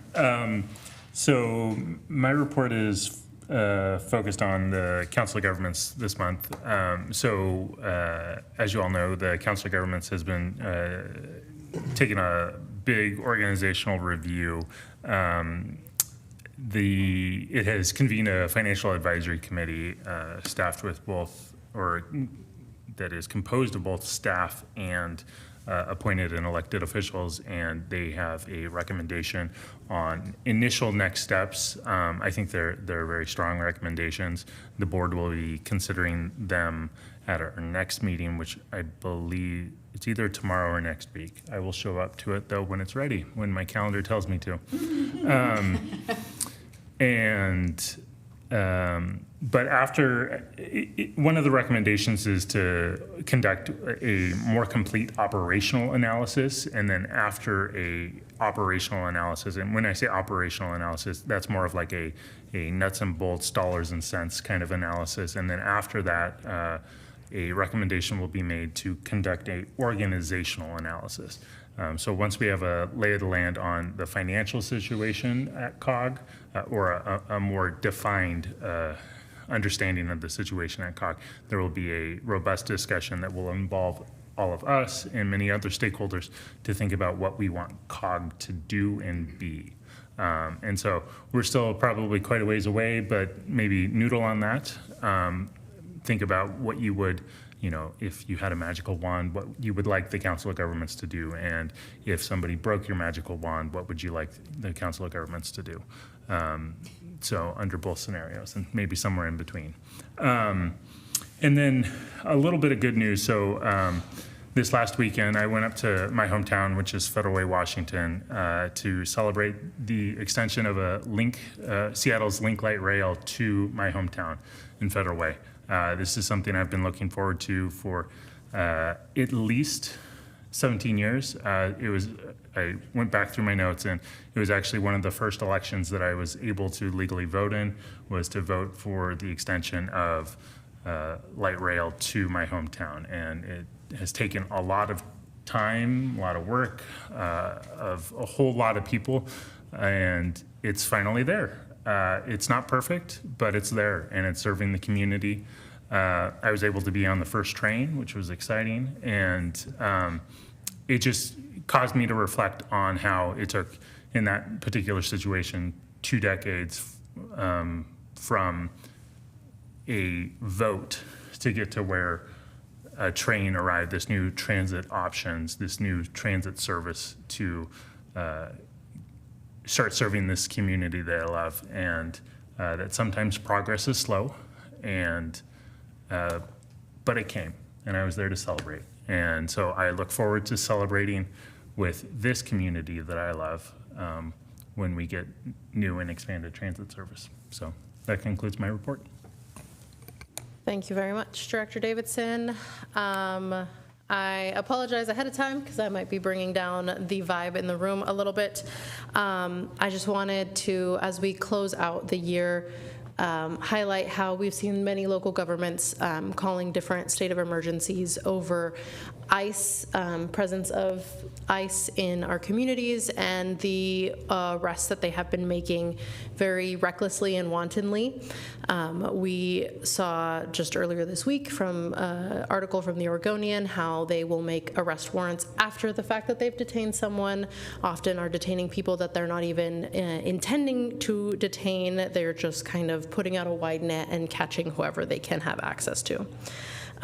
We've also seen recently the fact that studies have shown that ICE arrests exploded in 2025. They've increased significantly from the Biden administration to now, and 90% of all of the detainees in the first half of 2025 were all Latino.